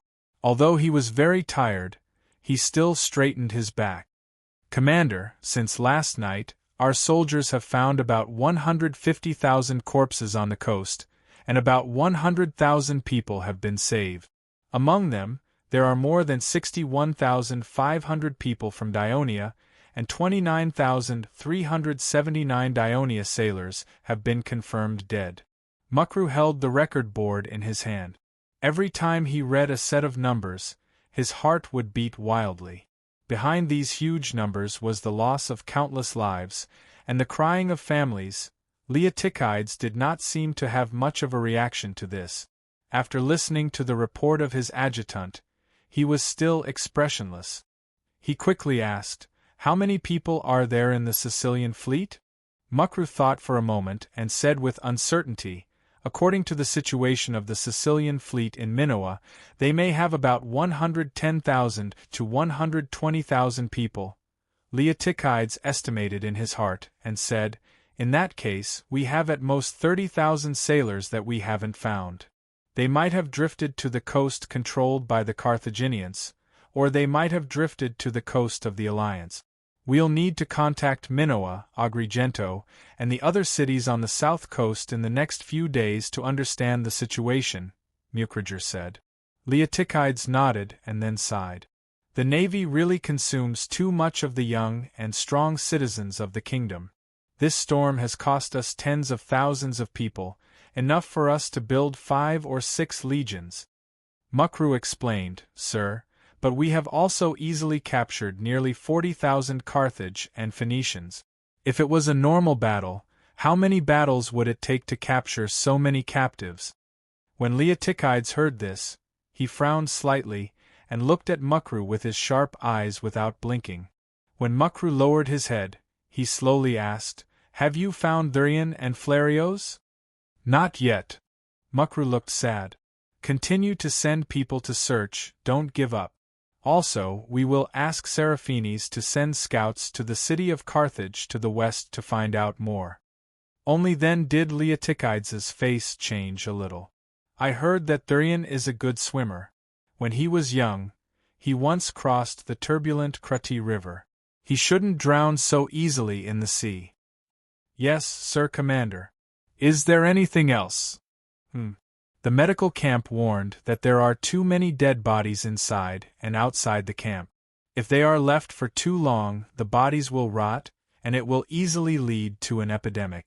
As long as they are confirmed dead, take them away and cremate them. Let the living sailors bring their ashes back to Catania or Tarentum's fleet base. As for the ashes of the Carthage people, bury them where they are."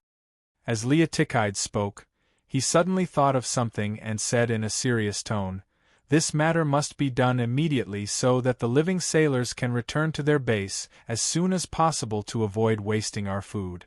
But the infantrymen of the fleet must stay and fight with us." Leotychides had long coveted the infantrymen of the Sicilian fleet. He had seen their military training in Catania and believed that their military quality was no weaker than the regular soldiers of the 8th Corps. While the Sicilian fleet was destroyed and there was no news of Thurian and Flarios, he wanted to integrate them into his own team to increase their strength. Before Mukru could respond, Leotychides emphasized again, also, take out 10,000 young and strong sailors from the navy and give them spears. They will temporarily serve as our light infantry.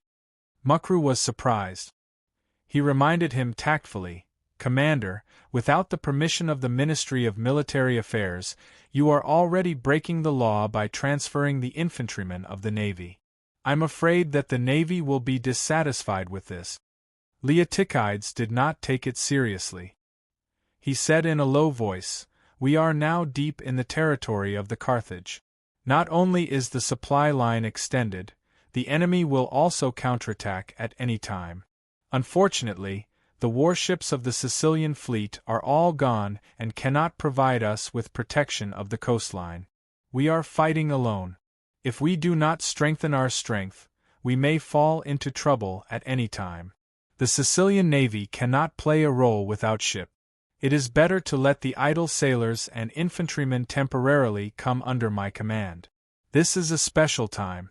I believe that His Majesty and the Ministry of Military Affairs will understand what I am doing. As the adjutant, Mukru could only remind him. Since Leotychides insisted on doing it, he could only carry it out. Then, he immediately changed the topic.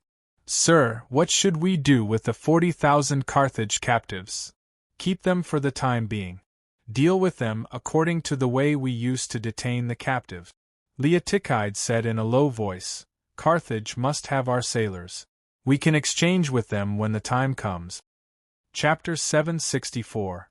Will Carthage's people agree to this? You've firmly rejected their request to ransom the captive Carthage's Sacred Legion soldiers. Mukalu only dared to bury this doubt in his heart. We still have to take down Selinus as soon as possible, Leotychides muttered. Whether it was from the strategic point of view of attacking western Sicily, or from the point of view of facilitating the transportation of food and supplies, or even from the point of view of having a safer place to hold so many captives, taking down Selinus was a top priority. Mukalu hurriedly reminded him, Commander, the soldiers were busy last night and are quite tired. They no longer have the strength to attack the city today. Besides, Carthage's people also transported a few thousand soldiers into Selinus yesterday. Their defense has been strengthened. Besides, we've lost the Sicilian fleet and can no longer seal off the port. Carthage's people can send reinforcements from the sea at any time. Leotychides took over the conversation and said solemnly. This was what he was most worried about. The loss of the Dionysian army's naval superiority in Sicily would make it much more difficult for them to attack on land.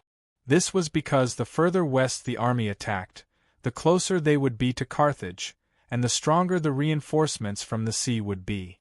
The Dionysian army, who had lost their fleet, could not stop them. They could only hope that after the news of the destruction of the Sicilian fleet reached Thurii, His Majesty would send the 3rd or 4th Fleet to retake Sicily's naval superiority. Just as Leotychides was deep in thought, a guard came in and reported, the captain of the Diacasis Company, who is patrolling by the coast, requests an audience.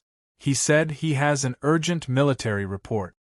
You're saying that 42 of our 3-oared warships are still in Selinus port? Even though Leotychides had always been indifferent, he couldn't help but be moved when he heard the news. Yes, Lord Commander. Diacasis also said excitedly, when the storm arrived, the 2nd Squadron of the 1st Fleet was attacking Carthage's fleet outside Selinus harbor. The commander of the 2nd Squadron, Stephacas, urgently led the surrounding warships to break into Selinus harbor and successfully went ashore. They occupied the southwest corner of the harbor. They originally planned to send a clipper ship to inform us last night after the storm subsided, but the shipwrecks caused by the storm blocked the harbor, making it dangerous for ships to sail at night. Therefore, they only took the risk of opening a passage through the harbor this morning and sent a clipper ship to inform us. In fact, the port of Serenus was the same as the other ports of the Greek city-states. It had a breakwater and a water gate at the entrance that could be locked down with iron chains. There were also towers built on the breakwater to attack enemy ships. However, when Carthage's fleet entered the harbor yesterday, due to panic, they blocked the water gate, making it impossible for the people of Serenus to seal off the harbor. Coupled with the storm, the people in the harbor only wanted to go home to hide, causing the port's defenses to slacken. This allowed the warships of Dionia to easily break into the harbor and successfully go ashore. Leotychides quickly calmed down and asked calmly, "How many people do they have now? Can they withstand the enemy's attack?" According to the messenger, Stephacas, the commander of the B fleet, is very confident. Because 30 of the 42 warships that entered the harbor are Raven warships, they have about 1,200 fully armed fleet infantrymen and nearly 7,000 sailors. They have sunk many Carthage's troop transports. After they went ashore, they even robbed Carthage's grain transports and even looted the armor and weapons of many drowned Carthage soldiers. From this, they obtained more than 400 sets of heavy infantry equipment and more than 30 bows and arrows. They also had some sailors sharpen one end of a wooden oar to use as a lengthened wooden spear. Their warships also control the sea in the harbor. According to the messenger, when he left the harbor, the people of Carthage did not attack them.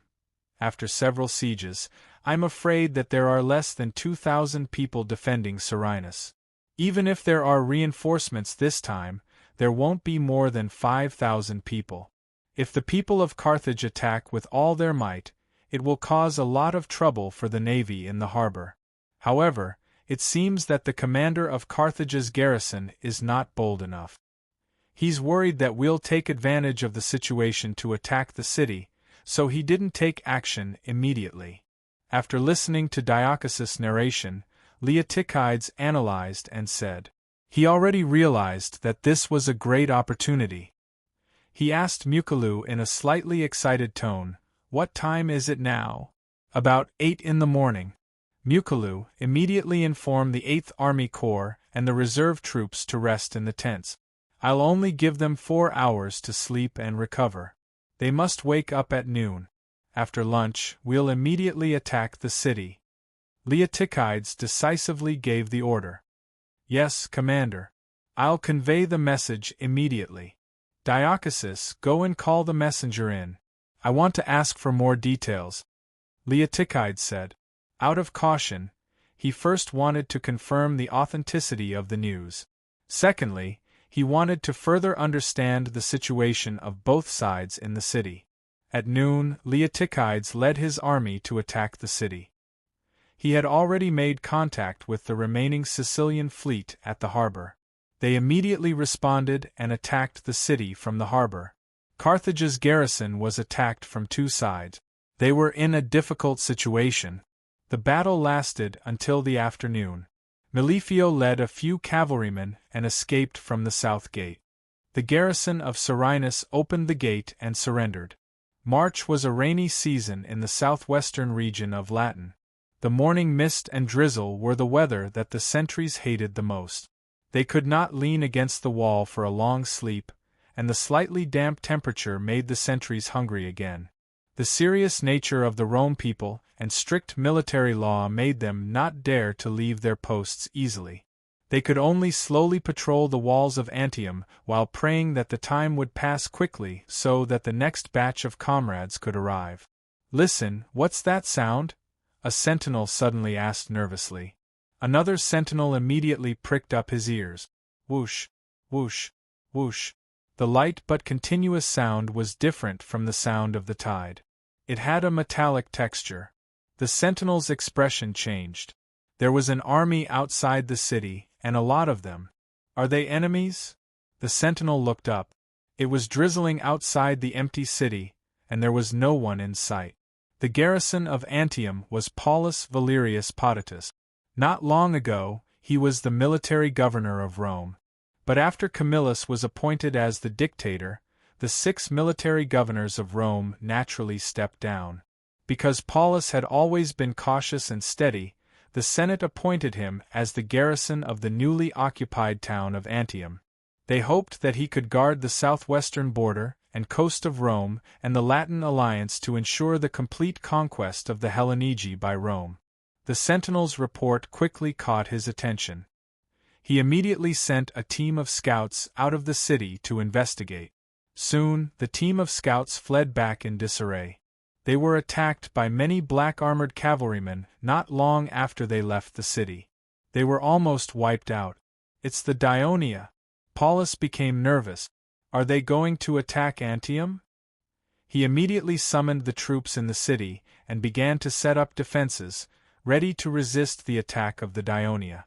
The soldiers of Rome stood on top of the city wall, nervously watching the outside of the city.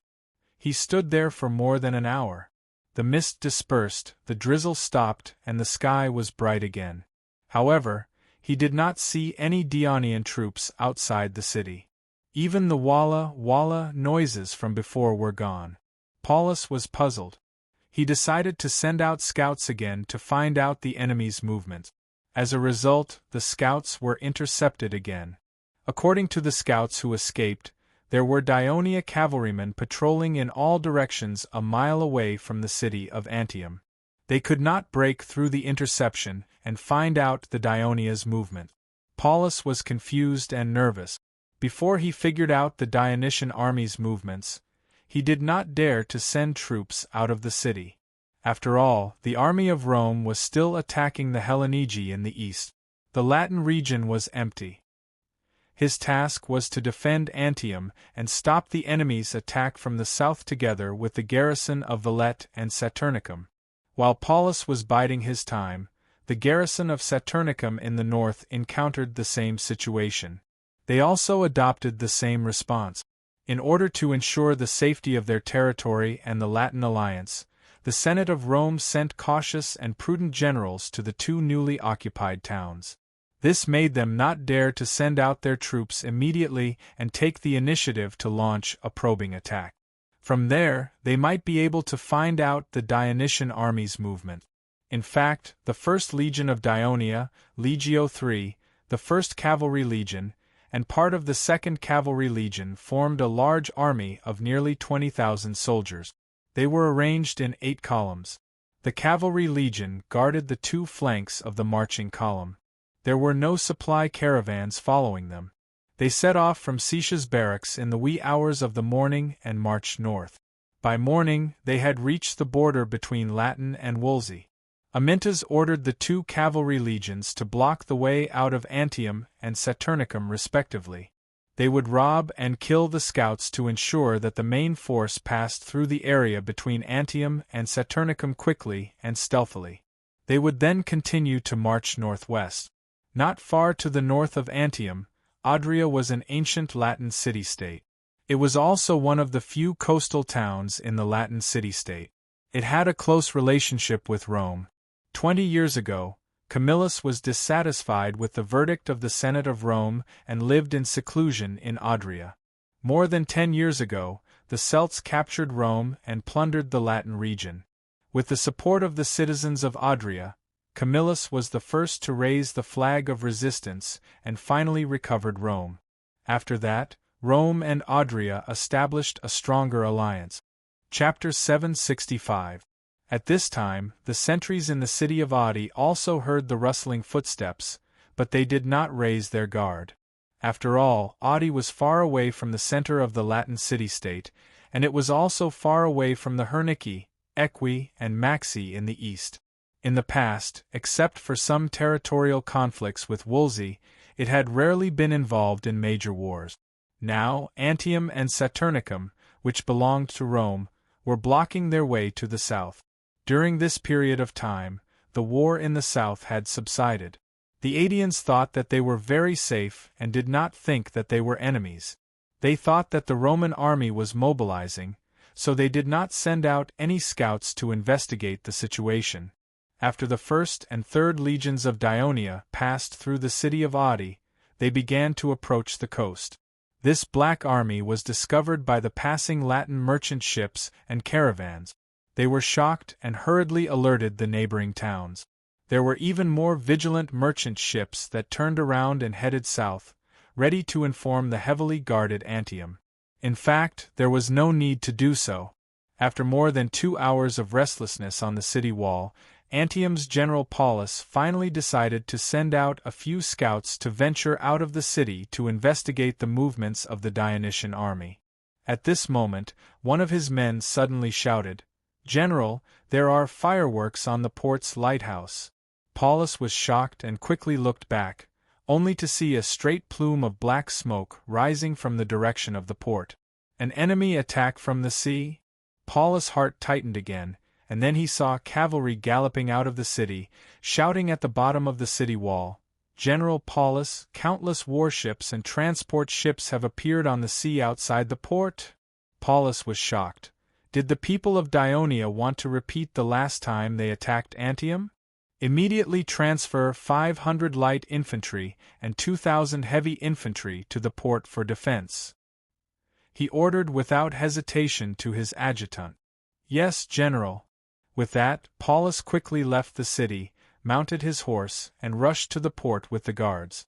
There was already panic in the city, especially at the gate leading from the inner city to the port. There was a serious traffic jam, and countless people at the port were scrambling to rush into the city. Some even shouted in panic, "The enemy is coming! Hurry up and run!" It took Paulus and the guards a lot of effort to squeeze out of the crowd.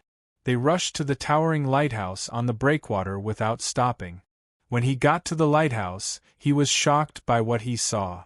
It was already past noon, and the sea outside the port was sparkling. In the distance, there were endless shadows of sails, beyond his line of sight, connecting with the sea and the sky in the far distance. These sailboats all had one thing in common: their sides were glowing with a dazzling golden light. Although the Roman navy was not strong, and they had almost never fought a large-scale naval battle, Paulus, who had served as a military and political officer several times, had rich war experience. He often humbly asked Camillus for advice, so he could judge that most of the terrifying fleet this time were troop ships. Troop ships had a characteristic. After the soldiers boarded the ship, they had to hang their shields on both sides of the hull. This not only freed up space in the ship, but it was also convenient to take them out. At the same time, it could also defend against the enemy's long-range attack. It could be said to be killing 2 birds with 1 stone, so it had almost become a common tradition of troop ships in the Mediterranean Sea. How many reinforcements did the Dionia send? Shocked, Paulus asked with a slightly trembling voice, "Has the port chain been lowered?" "It has been pulled up." "What about the watchtower on the breakwater? Are the soldiers in position?" "Don't worry, General. The archers have boarded the watchtower. Tar, arrows, and rags are all ready." "That's good." Paulus was a little comforted. He said, "The army in the city will arrive soon. Don't panic." "General," the person in charge of the port said, "according to the observation of the lighthouse sentinel, this huge fleet is not coming for Antium. It should be heading north." Paulus was stunned. He looked carefully at the distant sea again. Although the fleet was too far away to see clearly, compared to the ships that were fleeing to the port of Antium, the white sails only showed the side of the ship. Coupled with the flashing lights on the side of the ship, and the distance between the fleet and the coast did not seem to change much while they were talking. Obviously, the fleet of Dionia continued to sail north. "Is the Dionia preparing to land on the coast north of Antium?" Paulus whispered with uncertainty. The person in charge of the port reminded him, "General, it is better for the Dionia to land in the south than in the north. The last time they landed on the south coast, they finally occupied Antium." Only then did Paulus remember that there was a low hilly area between Antium and Adium. Although it was still flat, it was obviously not convenient compared to the south, so, when Paulus thought of this, his face suddenly changed. The Daionia were preparing to land on the coast further north, attack the Latin alliance, and maybe even attack the weakly defended hinterland, and finally go straight to Rome. Thinking of this, Paulus broke out in a cold sweat. He immediately thought that the Dionysian army that appeared from the south in the early hours of the morning was probably there to receive this huge fleet. They had already passed through the blockades set up by Rome on the western border of Cornwall and entered the hinterland of the Latin city-state. It was no wonder that Paulus did not think of this in advance. His mind was still filled with the original information. Dionia's army in Wolsey is only about 10,000 men. He did not receive the news that Daionia had sent more troops to Wolsey, because the Third Fleet had completely blocked the sea route to the south of the Latin region, so he subconsciously thought that if an army with inferior numbers passed through the blockade and went deep into the enemy's rear, even if they could gain a temporary advantage, it would be difficult for them to escape the fate of being surrounded and annihilated. Such an ambush tactic was suitable for the swift and light mountain races, but it was not suitable for the regular Daionia army, which mainly consisted of heavy infantry. Although he had been taught a lesson by the Daionia navy before, it was impossible for the former military governor of Rome, Paulus, who was used to traditional land battles, to release his imprisoned brain so quickly. Immediately send out scouts to track along the coastline, find out where the fleet has landed, and then report immediately. Paulus hurriedly ordered. Then send out messengers to inform the garrisons in Saturnicum and Villette that the Daionia army has entered the hinterland of the Latin region, and that their navy is going to land along the coast. Tell them to get ready to attack. And send out messengers to Rome quickly, inform the Senate, and let them get ready. The combined forces of the First Legion of Daionia and Legio III passed through the small Latin city of Lavinium by the sea. Although the city was small, it had a very important position in the hearts of the Latin people, because in the legends of the Latin people, they were the descendants of the hero Aeneas, second only to Hector in Troy, a powerful city-state in Asia Minor during the ancient Mediterranean era. It was said that he was a royal of Troy.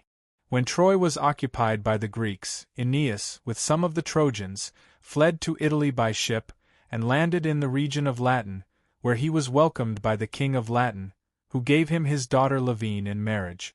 So Aeneas founded a new city on the coast of Latin, and named it after his wife. This is how Lavine came to be. Later, their son built a new city called Alba Longa near Lake Alba, a volcanic lake to the north of Lavinium. This city became the center of the Latin people, until the twins born to Princess Silvia wandered into the wild, and were raised by she-wolf. They built Rome and eventually destroyed Alba Longa. Although Lavinium was the origin of the people of Rome, it was really a small city with low walls and a small population. When they saw the Daionia army swaggering through the city, the sentries at the top of the city trembled in fear, and the people in the city were even more terrified. However, the Dionysian army did not stop marching. They continued north along the coast. Lord Legion commanders, the 1st Cavalry Legion and the 2nd Cavalry Legion have returned. Before the scout could finish his sentence, the rumbling sound of hooves could be heard behind him. Amintas, Lazaru, our Cavalry Legion has returned on time. Leds shouted from his horse. How's the situation? Amintas asked. At least before we left, we didn't see any troops from Antium or Saturnicum leave the city. Leds patted his horse's neck and said with a slight smugness, during this period they did send out many scouts, but they did not escape our interception. What about you? Have you reached your destination? We have already passed Lavinium. We should be arriving soon. Amintas wiped the sweat off his face and waved his hand. He said with a slight grumble, we gathered and set off before the sun rose, and we have been traveling non-stop. I'm afraid we have traveled 70 to 80 miles. Our brothers are very tired. If it wasn't for the fact that we have been traveling on a flat road, I'm afraid we would not have been able to complete the mission given by His Majesty. I think our brothers will not complain. Leds looked at the tired soldiers passing by and said with relief, they should be very excited to be able to participate in the war that is about to begin. Not only the soldiers, but we are also very excited. Lazaru interrupted. The few legion commanders looked at each other and laughed. The Dionysian army finally stopped advancing. Under the command and arrangement of the legion commanders, the 20,000 soldiers leaned against the silver, flat beach and slowly lined up in a formation that was 4 miles long and 8 rows thick. Chapter 766. At this time, the legion commanders issued an order. The soldiers could temporarily take off their armor, put down their weapons, then sit on the ground to rest, eat some rations, and recover their strength. As soon as the order was given, the entire 4-kilometer-long army formation fell like dominoes. In the blink of an eye, all the soldiers fell. It was a spectacular scene. Amintas, Lazaru, and the rest did not dare to be careless at this time. Led sent out all the cavalry to scout the surroundings and ensure the safety of the formation. The Dionysian army on the coast did not have to wait for long. When the sun moved to the west, the soldiers furthest south of the formation were the first to cheer. Our fleet is here. The army led by His Majesty is coming. In order to carry out this difficult mission and let the soldiers march long and deep behind the enemy's lines, the Legion commanders had told the team officers in detail the plan and purpose of this operation. Then, the team officers of different levels of the Legion informed all the soldiers. That was why the soldiers were so enthusiastic and tired to carry out the long-distance march. Therefore, when they saw the black warships in the distance, they immediately thought that behind the Dionysian fleet, there must be a huge fleet full of soldiers. The soldiers' guess was not wrong. The third fleet of Dionia continued to sail forward, followed by fleets that covered the sea. They all turned around and headed for the beach. Adoris sat in the middle of the ship, looking at the beach in the distance. From here, he could not see the fully armed soldiers on the shore clearly. He could only see a thick black line extending infinitely to both sides of the coast, and among the black line there were flashes of golden light. Adoris knew that it was the military flag flashing. On this military transport ship, the captain directed the helmsman to adjust the course. 50 soldiers sat on both sides of the ship, assisting the sailors to row the oars together. In the middle of the ship, the captain of the division, Timamanras, was loudly emphasizing the various things that the soldiers had to abide by after they went ashore. After that, he emphasized with a serious expression, "Do you all remember?" "Yes." The soldiers responded in unison. Timamanras looked at Adoris, and Adoris immediately said loudly, "I'll remember, Captain, don't worry." His buttocks ached when he thought of the flogging he received last time, and he almost missed the battle in the north.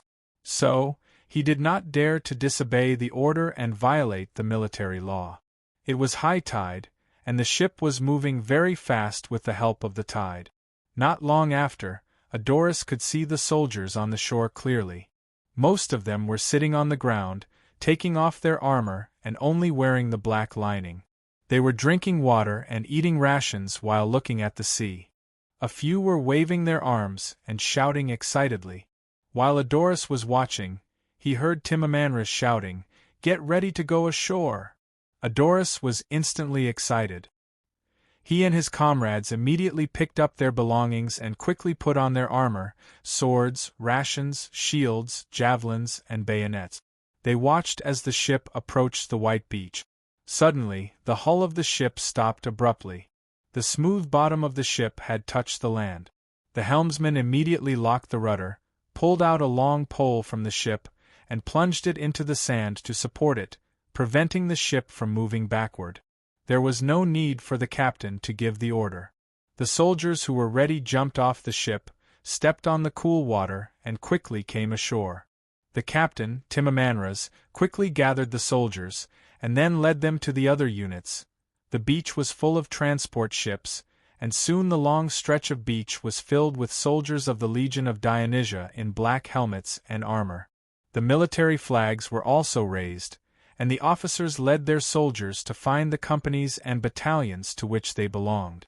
The beach was bustling with noise and excitement, but it was not very chaotic, because the soldiers carried by the ships that came ashore belonged to the Second Legion.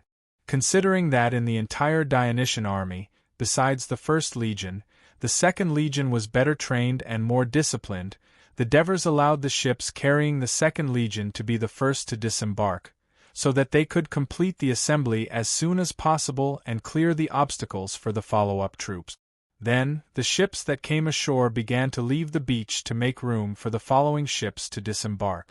Less than 400 meters away from the beach, Amintas, Lazaru, Leds, and Cushias were also closely watching the Second Legion's disembarkation. They watched as the troops that came ashore went from being scattered and disorderly at first to gathering into small columns, then into 8 or 9 large columns, and finally, with the sound of bugles, these columns quickly gathered from all over the beach, forming a large square formation. Amintas and the rest heaved a sigh of relief. Although their troops were already in formation to protect the landing, it was still their first time embarking on such a large scale, and it was the King of Devers personally leading the troops. If there were any accidents, everyone would still be under a lot of pressure, but it seemed that everything was going smoothly. "Well done, Matones," Amintas praised. Only a veteran high-ranking general like him, who had participated in the expedition to Persia, would dare to publicly comment on a legion commander of the same level.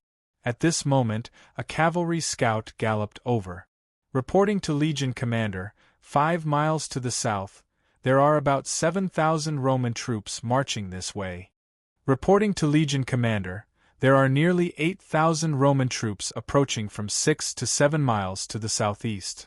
The Roman troops are finally here, Lazarus said, his voice full of excitement. They came at the right time. Amintas glanced at the second fleet that was approaching the coast. "Inform our brothers immediately to prepare for battle." Woo! Woo! Woo! The bugles sounded, and the resting soldiers hurriedly put on their armor under the supervision of their officers. The Second Legion that was lining up on the beach immediately gathered at the sound of the bugles. After receiving the report from the cavalry scout, Paulus felt extremely uneasy. His sense of responsibility prompted him to immediately lead 7,500 soldiers to the north. After more than 2 hours of rapid marching, the army had reached Lavinium. He slowed down because he knew that the Dionia troops were not far ahead. The cavalry scout that he sent previously was driven away by the enemy. At the same time, he also wanted to wait for the troops from Saturnicum and Villette. This time, the Dionia cavalry did not obstruct the Roman troops at the front. The Roman troops marched smoothly. Paulus, who was riding in front of the troops, could already see hundreds of thousands of ships floating on the sea. Some of them followed the tide to the coast, while some left the coast and rode into the distant sea. The ships were so densely packed that they completely covered the blue sea. Paulus became anxious again. At this time, the cavalry scout that he sent out quickly returned. "General, the enemy is lining up 2 miles away. There are no less than 20,000 people." Paulus was shocked. The Dionysian army in Wolsey did not have so many people. Did some of their soldiers land from the sea and join the army? Thinking of this, Paulus became even more anxious. He regretted coming late, but he did not dare to immediately lead less than 10,000 troops to attack. He ordered the troops to stop and began to line up in place. Not long after, the troops of Saturnicum arrived. The commander of the army was also the city's garrison general, Meges. His full name was Meges Saint Polonius Acilio. He was an old general over 50 years old. He was born in the noble family of Saint Polonius. After the Celts occupied Rome, he stayed behind to defend Mount Capitoline. The Senate appointed him to be the garrison general of Saturnicum precisely because of his rich war experience and tenacity. At this moment, he, who had always been steady, was trying his best to stop the war horse that was galloping to Paulus. At the same time, he asked eagerly, "Where are the Dionia troops? How many of them?" Paulus pointed to the front and said, "The Dionia fleet is landing on the coast in front of us. Their troops in Wolsey are also in formation to protect them. According to the scouts, they have about 20,000 soldiers. You and I both know that their reinforcements in Wolsey are less than 10,000, so." Meges looked at the busy Dionia fleet in the distance. His face was gloomy. He said in a low voice, "We have less than 20,000 soldiers in total. As time passes, the number of Dionia soldiers will only increase.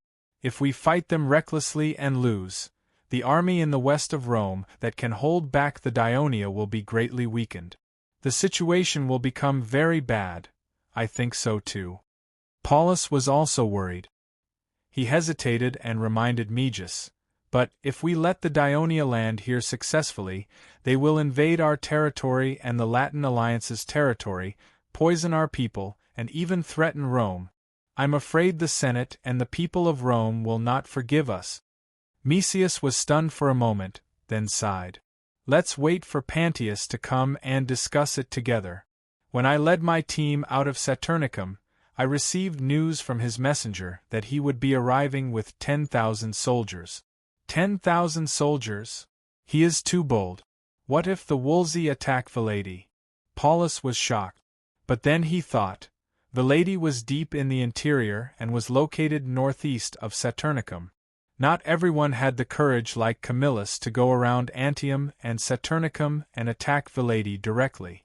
Moreover, the Dionia army was in front of them. Most of the Wolsey soldiers had gone to help the Hernici, so they had no extra soldiers to harass the cities of Rome. Literature Hall. Chapter 767. Let's wait for Pantius to arrive. If the Dionia army has not changed too much, maybe we can fight them, Paulus said with uncertainty. It did not take long for Valet's army to arrive. After listening to Paulus's brief introduction of the situation, Pantius, who was also a former military officer and older than Paulus, seemed a little impatient. "What are you waiting for? Are you waiting for the Dionia army to land, destroy the surrounding towns, and attack Rome? This is our only chance to defeat the Dionia army. We must not miss it. Attack. We must attack now."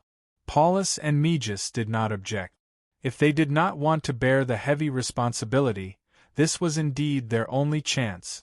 Even though there were more than 25,000 Dionysian soldiers arrayed on the distant coast, Antium had 7,500 soldiers, Saturnicum had 8,000 soldiers, and Valet had 10,000 soldiers.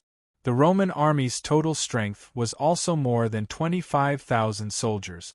They could definitely fight against the Dionysian army. They could not allow the Dionia to increase their army. They had to seize the time to fight. After the three reached a consensus, they immediately began to move. The troops of Antium and Saturnicum had already lined up, while Valet's troops quickly lined up on the right side of Saturnicum's troop. Soon, the huge Roman army began to advance. The Roman army had finally arrived. Standing in front of the army, Amyntas finally smiled when he saw the dust in the distance. He even joked, "If I knew that the Roman army would arrive so late, I wouldn't have let the Second Legion appear in the formation." Do you think the Roman army is stupid? We have been on land for so long, but there are less than 20,000 soldiers here? Everyone knows that there must be an ambush. Martones immediately retorted. "Finally, I can officially fight against the Rome people." Lazaru's eyes sparkled with excitement. He had heard that the Ministry of Military Affairs had always attached great importance to this Latin city-state in central Italy. He did not feel anything special when he led his army to launch a sneak attack from the coast last time. However, after talking with Amyntas for the past 2 days, he learned that the combat power of the Rome people was indeed not weak, and their tactics were quite similar to the Legion of Dionysia. Therefore, he was very much looking forward to fighting with the Rome people. "We should go back and prepare for battle," Leds reminded as he looked at the long red line vaguely appearing in the dust in the distance. Amyntas immediately saluted the others and said solemnly, "With the blessing of the Hades, victory belongs to the kingdom. Victory belongs to Dionia. We will win." Martones, the commander of the 2nd Legion, Lazaru, the commander of Legio III, Leds, the commander of the 1st Cavalry Legion, and Cuttius, the commander of the 2nd Cavalry Legion, also saluted in response. Then, they rode their horses and returned to their own formation, informing their officers to regroup and prepare for battle.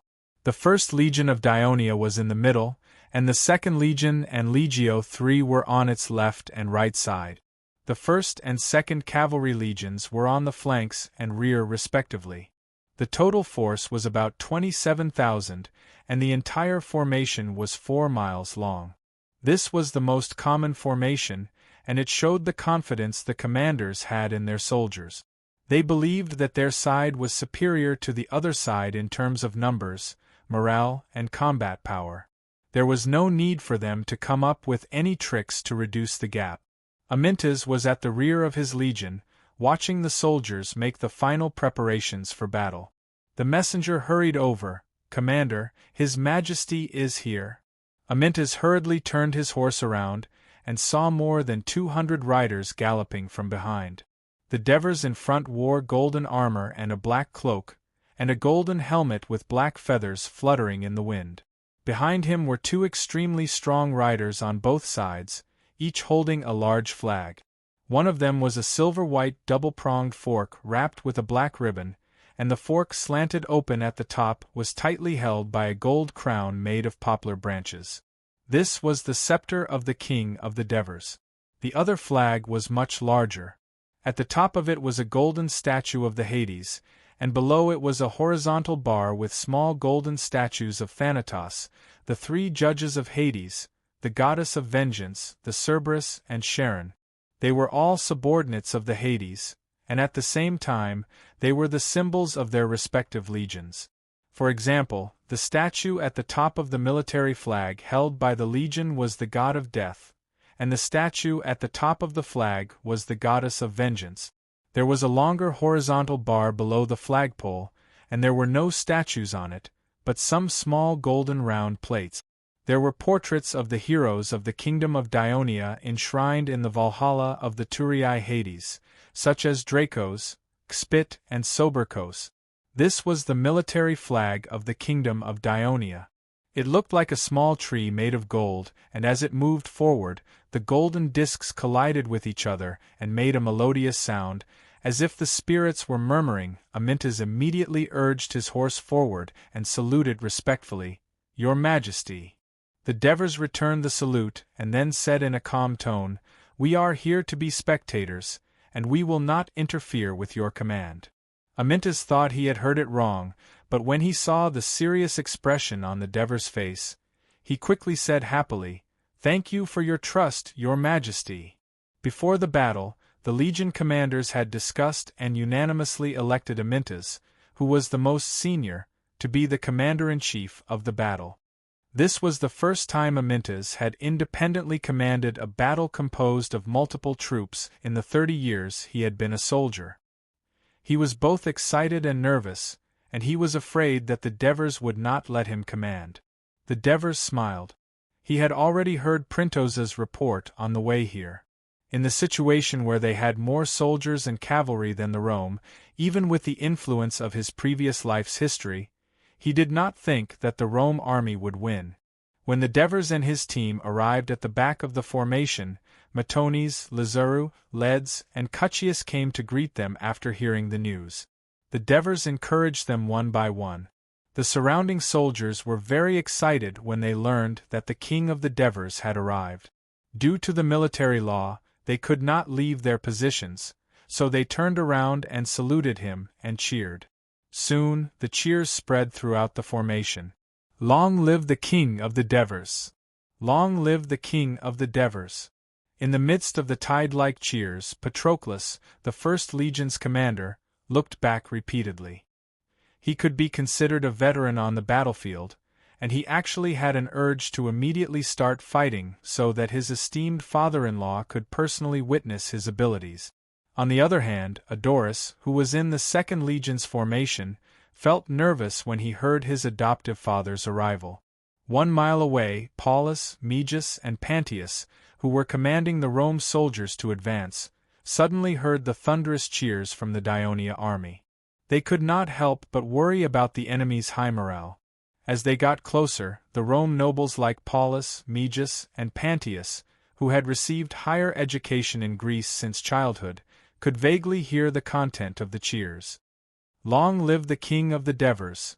Everyone's expression changed at the same time. The king of Dionia is here?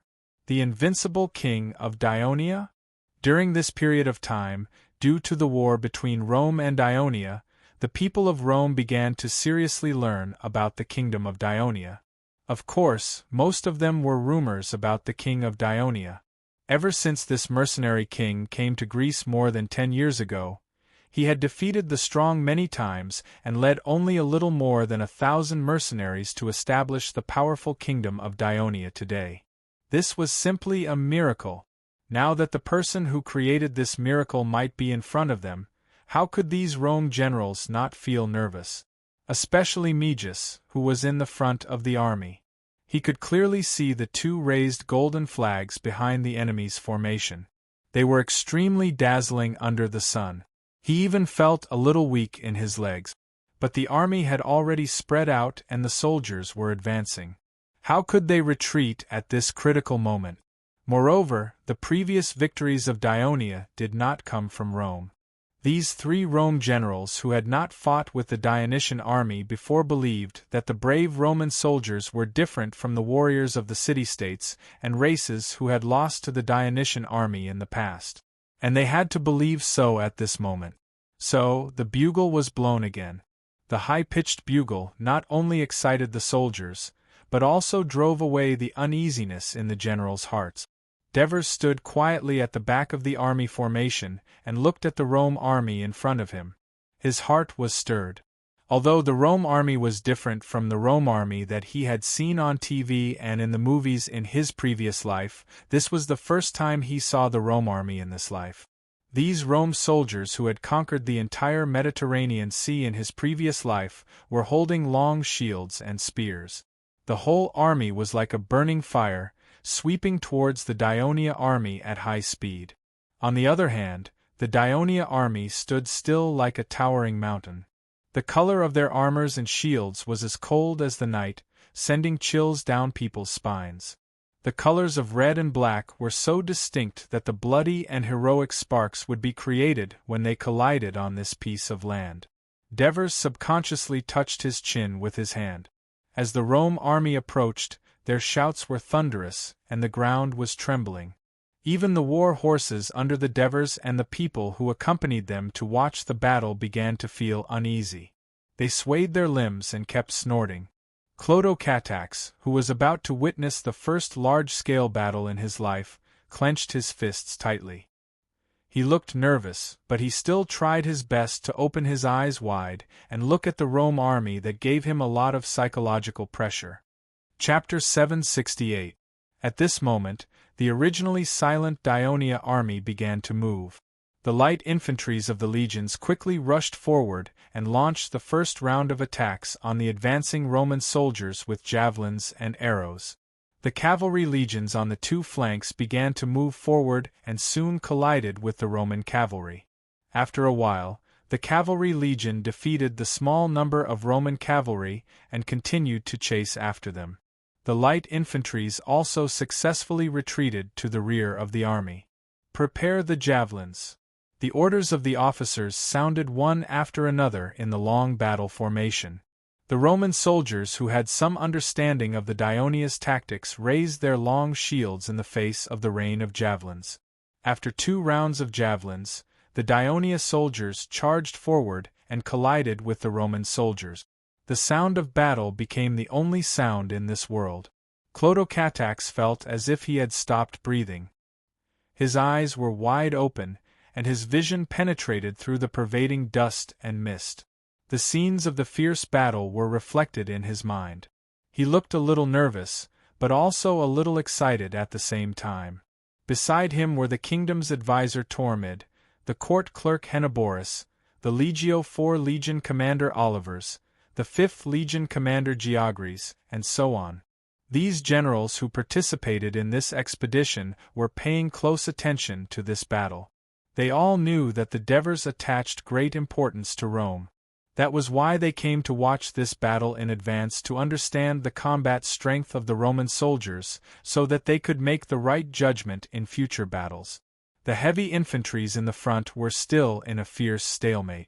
Scouts had rushed over to report. The 1st Cavalry Legion has completed the pursuit and is returning to attack the enemy's right flank. Report. The 2nd Cavalry Legion is attacking the rear of the enemy's left flank. After listening to the report, the Devers gently patted the war horse's neck and said, Amintas, after the Rome army is defeated, you must boldly chase after them. You must completely disperse them and drive them to the south, so that they can't stop us tomorrow. If you can take down Lavinium, your troops won't have to build a camp anymore. You can spend the night there so that the soldiers can rest well. Yes, Your Majesty. Amintas bowed in response. After the Devers returned the greeting, they turned their horses around and rode towards the beach. The palace guards followed closely behind. Chrotocatax looked at the battlefield a few more times reluctantly before leaving. Olivers and Geogres congratulated Amintas before leaving in a hurry. From their point of view, the Legion of Dionysia had blocked the enemy's onslaught from the front and even had a slight upper hand. The cavalry had also circled around to the enemy's flanks. Under such a favorable situation, even if the battle was still going on, victory was not far away. The truth was just as they expected. After the battle lasted for more than 10 minutes, the Roman soldiers began to retreat, and it quickly turned into a rout. The reason why the Roman army was so easily defeated was actually related to the origin of the soldiers. Most of the soldiers were born in the civilian class of Rome. They were assigned to the lands of Vellet, Saturnicum, and Antium not long ago.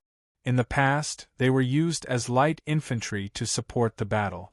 It was only because of the reform of the military system in Rome and the generous assistance of Carthage that the Senate of Rome gave them heavy infantry equipment and began to train them as heavy infantry. However, it was obvious that the heavy infantry's combat skills and combat experience were lacking. Unfortunately, they encountered a strong enemy in their first battle as the main force. While Amintas led the 1st, 2nd, Legio III, and 2 cavalry legions to chase after the routed soldiers, the King of Devers led the 4th, 5th, and Legio VI, which had assembled on the beach, to march north along the coast. His target was the port of Ostia.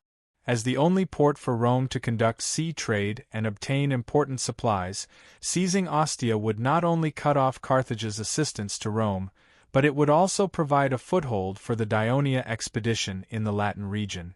It would also provide great convenience for the army's logistical supply and material transportation. It was a good thing to kill several birds with one stone. Before the Devers set out, they had already locked onto Ostia as their first target. It had been decades since Ostia became a colonial city of Rome, but it was only in the past 10 years that the Senate of Rome paid attention to it. Due to the establishment of a closer alliance with Carthage, in order to protect the various supplies Carthage provided to Rome, the Senate began to strengthen the defenses of Ostia and the protection of the port under the suggestion of Carthage. Especially after the war with Dionia, the Senate was wary of the strength of the Dionysian fleet, so they even sent more garrisons to Ostia. But they never expected that Dionia would lead the army to attack at this moment, bypassing Rome's defense system on land and directly attacking Ostia from the sea. Therefore, when the Devers' army arrived outside Ostia, there were only 3,000 soldiers defending the city. They had already received news of the enemy's attack in advance. While they sent messengers to Rome for help, the soldiers were also ready to defend. But when they saw the large number of Dionysian army outside the city, they could not help but feel terrified. The defending general encouraged them loudly, citizens, it's getting late. The enemy's attack will not last long. Show your courage and repel the enemy's attack. Tomorrow, Rome's reinforcements will arrive. His words greatly encouraged the Roman soldiers. It was already afternoon, and there was not much time left for Dionia to attack the city. So when the 3 legions of Dionia entered their predetermined positions and quickly spread out, the Devers gave the order to attack without any delay. Although the Devers brought a team of more than 500 engineers with them this time, due to the lack of time, they did not have the time to build large-scale siege equipment. The ready-made siege equipment was only a few dozen ballistae and countless scaling ladders that came with the ship. After the engineers quickly assembled them, these ballistae were pushed to the front of the formation and bombarded the city wall. For a time, stone bullets whistled in the air, and the city wall roared continuously. Stone shards flew everywhere. The Roman soldiers, who had never experienced such a situation, hid behind the battlements in fear. They did not dare to move, and their morale was low. After the continuous bombardment for more than 10 minutes, a loud bugle sounded, and the attack of the ballistae stopped. As soon as the Roman soldiers breathed a sigh of relief and carefully poked their heads out of the city wall, they saw the black mass of Dionia's siege troops 100 meters away from the city wall. Accompanied by a deafening roar, they were like a raging tide, roaring toward Ostia from the east and south. Citizens, the enemy has attacked. Their ballistae will stop throwing stones. Keep your spirits up, take your weapons, and teach them a good lesson. Let them taste the power of Rome. The defending generals kept shouting to encourage the soldiers. The Dionia's ballistae did not fire any more stone bullets, which made them feel a little relieved. Archers, get ready to shoot. The officers of the Roman team also began to give orders. The reason why the ballista troops did not adjust the angle of elevation of the ballista mounts and let the stone projectiles fly over the city walls and bombard the city was that there were many port warehouses in Ostia. Divers was worried that they would be damaged and affect their future use. The Devers sat at the back and watched the battle calmly. Clodocatax could not sit still. After getting his father's permission, he rode forward and got closer to the battlefield, so he could see more clearly. Of course, Marcius and some of the palace guards followed him closely to ensure his safety. Siege warfare was different from positional warfare. Although the scale of a positional battle was grand and the sounds of killing were earth-shattering, it was difficult to clearly see the casualties on both sides due to the obstruction of the line of sight. Siege warfare was different. Soldiers on one's own side fell from the top of the city wall. Soldiers climbing the scaling ladders were smashed by javelins or stones, and even the entire scaling ladders were pushed down. These scenes could be clearly reflected in Clodocatax's eyes. The continuous appearance of these scenes made him feel even more heartache.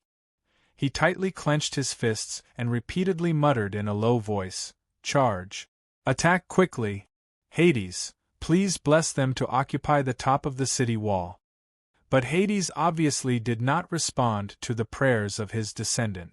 Clodocatax was frightened for a while and did not dare to watch. He looked back at the Devers sitting still under the flag in the distance, and then his eyes swept to the Legio IV that was still in formation, not far away. He could not help but ask doubtfully, "Why don't you send Legio IV to attack immediately and increase the strength of the siege?" Marcius explained, "Ostia is a small city. It can't accommodate too many soldiers to attack. If we send all of them, it will cause crowding and increase the casualties." Clodocatax was a reserve soldier of the legion, and he also worked in the Ministry of Military Affairs for a year. Of course, he knew that Legio IV was known as the best legion in Dionia. At this time, he could only stomp his feet anxiously. "If I knew this would happen, I would have sent Legio IV to attack first." Clodocatax could question his father's military arrangement, but the loyal Marcius certainly could not continue to say anything. He could only comfort him softly. Attacking a city takes a lot of time. The battle has just begun. The defense of the Rome is still very tenacious. We can't be too anxious. I believe that His Majesty will have a clear tactical arrangement for Legio IV. Really? Clodocatax's eyes lit up. Of course, His Majesty never fights a battle that he is not sure of. Although Marcius did not know the specific battle plan, he was obviously full of confidence in the King of Devers. Literary Library. Chapter 769. While the siege was in full swing, the Third Fleet led by Middleades sailed to the mouth of the Tiber River and approached the port of Ostia. The Romans had already sealed off the port of Ostia with iron chains, and the archers in the watchtowers fired fire arrows at the warships approaching the port as a deterrent. The Third Fleet bypassed the port, and then the warships docked on the south bank of the Tiber River. Ostia was shaped like a rectangle. Its long western side was against the coast and had walls. If Daionia wanted to attack from this direction, they could only do so through the sea. It was too difficult, so the Dionysian army concentrated their attack on the east and south sides, while the short northern side of Ostia was the port. Why did Ostia not build a city along the Taipei River? Logically speaking, this was more conducive to the lives of the people in the city, whether it was to work in the fields or to fetch water. That was because there was a large lagoon on the east side of the port. It was formed when the Tiber River overflowed year after year. This oval lake, about 300 meters from north to south and more than 200 meters from east to west, had long become a part of Ostia. Even the people of Ostia specifically left enough mudflats by the lake in the city so that when the Taipei River overflowed and connected to the lagoon, the houses would not be flooded. Since the war with Daionia, although the Senate was not too worried about the safety of Ostia, they still listened to the suggestion of Carthage and built a short breakwater at the part of the lagoon closest to the Tiber River. The main purpose was to prevent Daionia from pushing their warships across the river bank, which was only a dozen meters long, through the lagoon and into the city. This was just a precautionary measure by Carthage. But this time, the Dionysian fleet really came, and their warships sailed east along the river bank. After bypassing the newly built breakwater, the warships docked at the south bank of the Tiber River. The fleet infantrymen disembarked, each carrying a large wooden board. Under the command of the team officers, the 2,800 fleet infantrymen assembled. The Third Fleet had a total of 70 Raven warships. After advancing quickly for a few hundred meters, they came to the lakeside and placed the wooden board in the water. On top of it were helmets, wooden shields, leather armors, and short swords. Wearing only leather armor and leather sandals, they held the sides of the board with their hands and floated on the water, using their legs as oars to paddle forward. Swimming less than a mile across the lake was a very easy task for the fleet infantrymen who were proficient in the water and had strict training in this area. When the citizens of Ostia realized that the lagoon where they usually used to drink and swim was filled with enemies, they screamed in fear, hoping that the guards would stop them from coming ashore. But the vanguard of the fleet infantrymen had already reached the shore. They quickly put on their helmets and picked up wooden shields and short swords. The slippery muddy beach was difficult to walk on, but it was not a difficult task for the fleet infantrymen, who were mostly fishermen and had been playing on the shore since they were young. Not only did they move freely, but they also gradually formed a formation as they moved. By the time the commander of the defenders received the news, the fleet infantrymen had already reached the shore, and the city was in chaos. Although the fierce attack of the Dionysian army had tightened the defense of the city, the commander of the Roman army had to squeeze out a small number of troops to the city to stop the advance of the fleet infantrymen and avoid being attacked from both sides. But in fact, it was like drinking poison to quench thirst. The scouts who had been observing the movements of the defenders quickly reported the changes of the enemy to the King of Devers. Without hesitation, he ordered the rested Legio IV to immediately join the siege team. This was the last straw that broke the camel's back. At dusk, the Daionia army captured Ostia. At the same time, the hurried sound of horse hooves broke the silence of the city of Rome at dusk. In addition, the messenger on the war horse shouted, "Urgent military news! Urgent military news!" so that the people on the street would make way in advance to avoid accidental injuries. This naturally caused many people in Rome to be confused and panic. What happened? Could it be that Camillus has failed? Don't talk nonsense. How could Camillus fail? I think it must be our army that captured Furentirum. If it was a victory, the messenger just now would have announced it to us.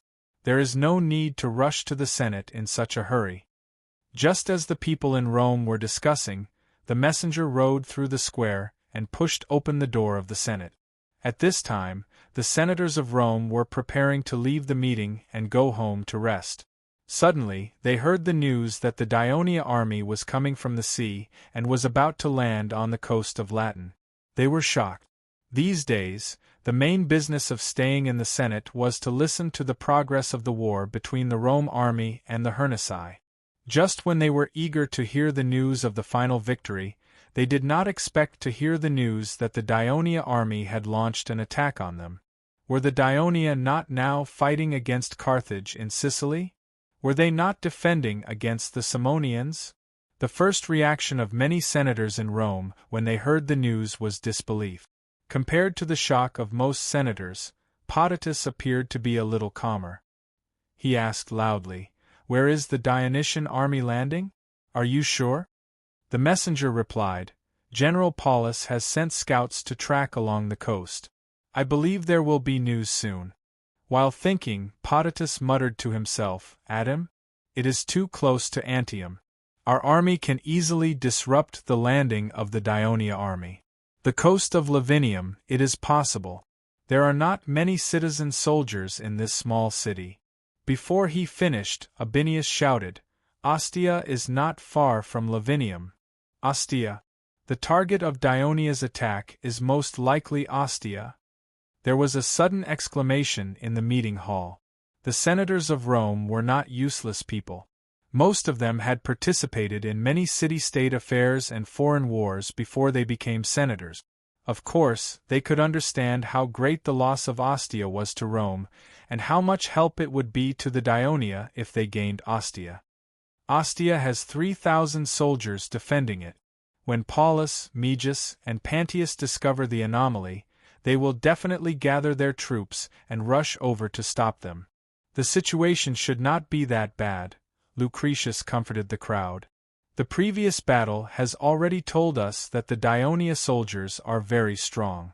According to the messenger's report, the number of the Daionia army that is about to land is probably more than the number of soldiers we have sent to the border of Wolsey. In addition, the 10,000 Daionia reinforcements that were originally in Wolsey are rushing over to help them land. We must be prepared for the worst. I am afraid that Paulus and the others will not be able to stop them from landing, and Ostia is likely to be attacked by them. The cautious Potitus reminded them loudly. Even if they can land successfully, they will not be able to take down Ostia in such a short time. We still have a chance, Apuleius said loudly. His words were immediately echoed by many of the elders. Yes, not only did they misjudge the situation, but Daionia had also boldly led the army to attack from the sea again, bypassing the heavily defended towns of Rome and raiding its defenseless hinterland, rendering the southwest defense strategy that they had set up useless. Of course, they did not want Daionia to seize Ostia again. That would only make them regret it even more. I am afraid that the army led by Paulus and the others is already fighting with Daionia. I believe we will get news of the situation tonight. Ambrosius reminded the crowd not to waste their energy on blind guesses. He said in a deep voice, "What we need to do now is to send someone to inform Camillus immediately." "I don't agree with you. It is already dark outside, and it is difficult to ride in the dark. The terrain of the Tullarus Valley is uneven, and there are still remnants of the Hernici wandering in the wild. If we send someone to inform Camillus at this time, it is very likely that they will lose their lives before they see him. Losing their lives is a small matter, But if they fall into the hands of the Helniki and their allies and let them know that the Dionians are invading, their morale will be greatly boosted, and it will cause trouble for Camillus when he leads his army to retreat in the future. Publius Cornelius Scipio immediately objected. Many of the elders thought that his words made sense. At this time, a loud voice sounded in the hall. No matter how difficult it is, we must send someone to inform Camillus tonight and let him lead the army back as soon as possible. Potitus spoke in a resolute tone. He looked around at the people in the hall with a solemn expression. Elders and newcomers, I just thought of a very serious problem. In my decades of life, war has always been as unpredictable as the temperament of a god. Whenever you think that the situation is bad, the truth will become even worse. We must consider the possibility that the Dionysian army will attack Rome tomorrow. There was another uproar in the hall. Even if the Dionia took the risk of bypassing Rome's defenses on land and raiding the colonial city of Ostia, would they have the guts to invade the interior of the Latin region alone? How could they attack the city of Rome when they were surrounded by enemies? Although many senators were shocked by Potitus' speculation, they were completely skeptical. First of all, Ostia alone would take them a lot of time. Chapter 770. For the sake of Rome's safety, it is always right to be cautious. Most of the citizens of Rome have been deployed to attack the Hernici, and we only have 3,000 young and strong citizens stationed in Rome. It does seem like we are lacking in manpower. Ambrosius took over the conversation and raised his concerns. He took the initiative to propose, I suggest that we immediately mobilize the citizens above the age of 50, and at the same time, arm the civilians and freedmen in the Aventine Street, referring to the famous slums in Rome at this time. Together, we will defend Rome until Camillus returns with his army. When the meeting is over, I will immediately look for Cassius, the chief of the city guards, and we will complete this task together. Although many of the senators expressed doubts that Dionia would immediately attack Rome, they still agreed to the proposal for the sake of safety. Some even suggested that they should also immediately send someone to contact the surrounding Latin allies and ask them to send their citizens to help defend Rome. But some people objected. Most of the citizens of the Latin allies have followed Camillus to attack the Hernici. Where would they have extra soldiers to help us? I am afraid that when they know that Dionia has invaded Latin, they will ask us for help. This proposal was eventually left unsettled. At this time, Abinius sighed. According to the previous battle reports, Camillus has been leading the army to attack Furentum for some time.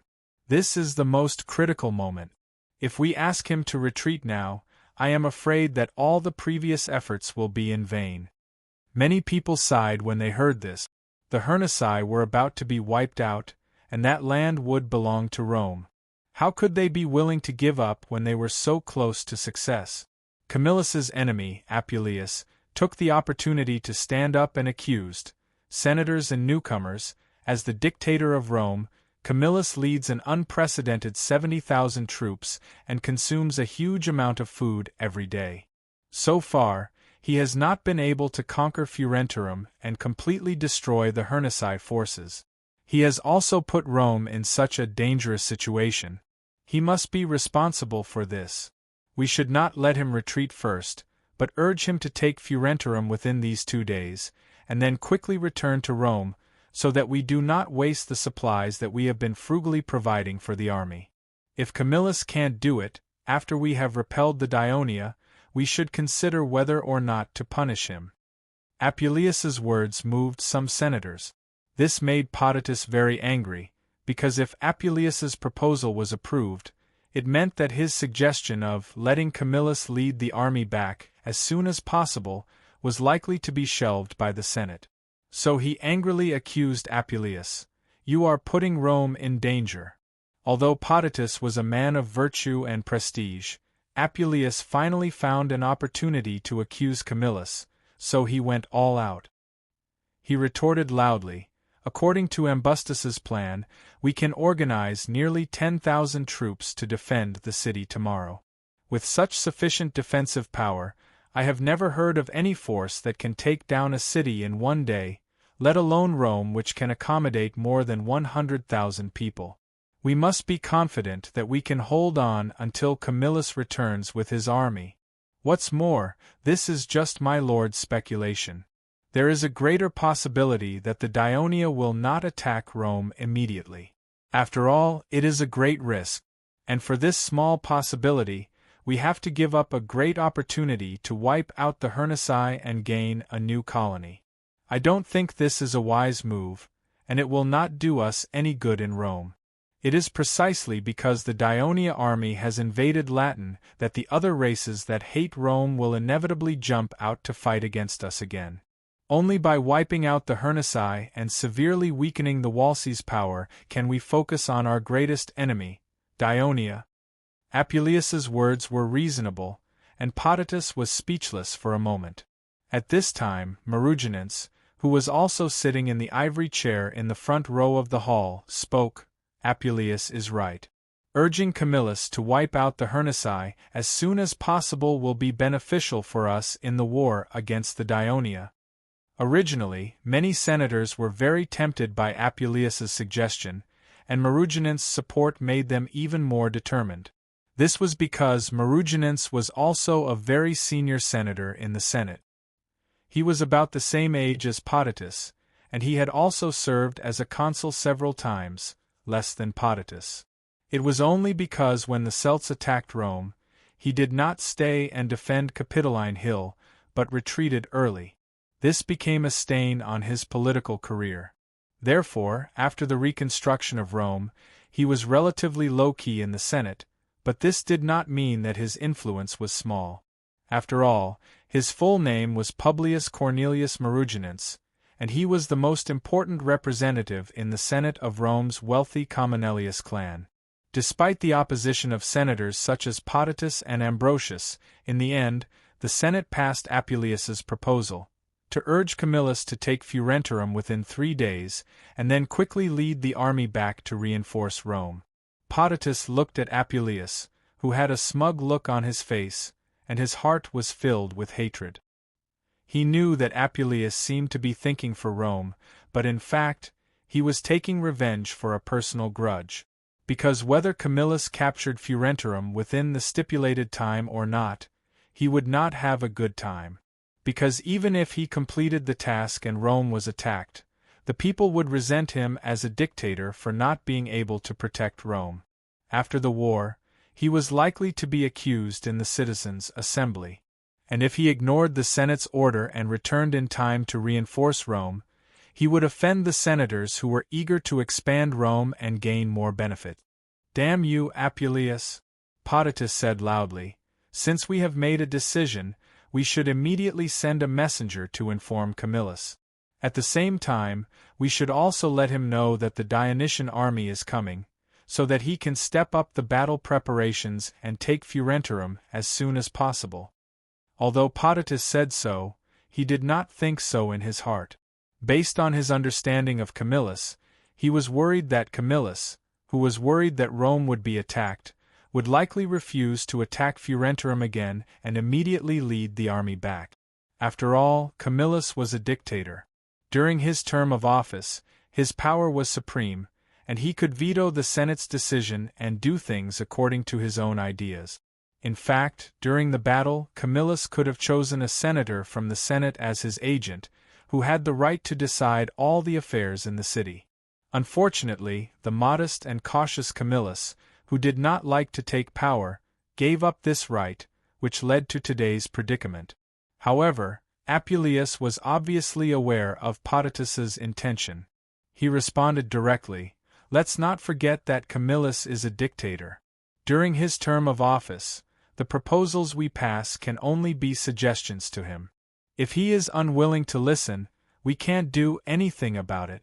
So I suggest that the Senate appoint a special messenger to rush to the barracks in Furentum and tell Camillus that we have passed the proposal. After the siege is over, we tell him about the invasion of Dionia. For this, we should seal the gates of Rome and prohibit anyone from going out." "You are crazy. You are flouting the laws of Rome. You are provoking the dictator of Rome. Cough, cough. Potitus was so angry that he coughed repeatedly. His body, which was supported by the cane, was a little unstable. The senator next to him hurriedly supported him. Maruginans persuaded with concern, "Old friend Potitus, don't be too agitated." Apuleius did this so that Camillus could focus on completing the task and not be distracted. He is also thinking about the overall situation of Rome and is willing to risk being punished by Camillus. Yes, I think Apuleius's proposal makes sense. With Maruginans' endorsement, many senators expressed their support for Apuleius one after another. The reason why they dared to be so bold was self-evident. Although Camillus was wise and resolute in dealing with the enemy in the military, he was gentle and kind to the people of Rome and even the senators in the Senate. During his 3 terms as dictator, he spent most of his time on foreign expeditions and handed over the power to stabilize the country to the Senate. He did not overdo it, and he did not punish any senator. Even Apuleius, the great sinner who slandered his reputation and caused him to leave Rome, was also safe and sound in the Senate. That was why these senators were not afraid of him. Seeing that even a veteran senator like Lucretius had expressed his support for Apuleius's new proposal, Potitus calmed down. He sat back in his seat and closed his eyes. Out of sight, out of mind. Sure enough, the final candidate for the messenger by the senators was Melugius, the chief of the city guards. His full name was Melugius Cornelius Scipio, and he belonged to the same clan as the old senator, Maruginans. It was obvious who he would listen to. When Potitus learned of this result, he only snorted coldly. After the election, the venue fell into a brief silence.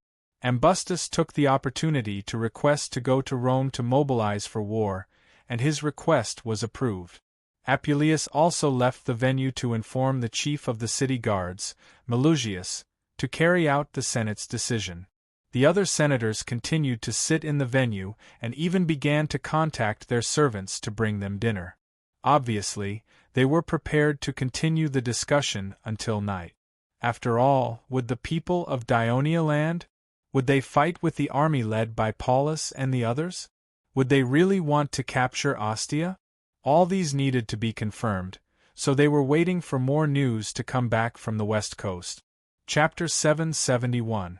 During this short break, Potitus also called for his trusted slave, "Go to the house and bring me some food." Apex X 23 US. He said loudly as he continued to use his walking stick to support himself. "My dear master, what do you want for dinner?" The clever slave immediately asked loudly. "What an idiot! Have you forgotten my favorite food? Do I have to tell you again?" Potitus complained discontentedly. The slave nodded and bowed as he moved closer. "I don't want bread. My teeth are not good. I can't bite. Bring me a big bowl of hot oatmeal and—" Potitus' voice became softer and softer as he spoke. He seemed to be tired. The slave could only move closer and closer. Then he heard his master whisper, "Immediately send someone to inform Camillus overnight about the Dionysian army's invasion of Latin." Watching the slave leave the hall, Potitus was in a trance. "Even if there is only a small possibility, I can't let Rome be harmed. I'll have to trouble you, Camillus. But as long as I'm here, no one will dare to accuse you in the Senate." Potitus glanced around the hall and found that no one seemed to have noticed his little movements. So, he leaned back on the ivory chair and closed his eyes to rest. At this time, the senators were discussing. Carthage had already started a war with Daionia, and there were reports from Sicily. Why didn't the Daionia focus on fighting Carthage?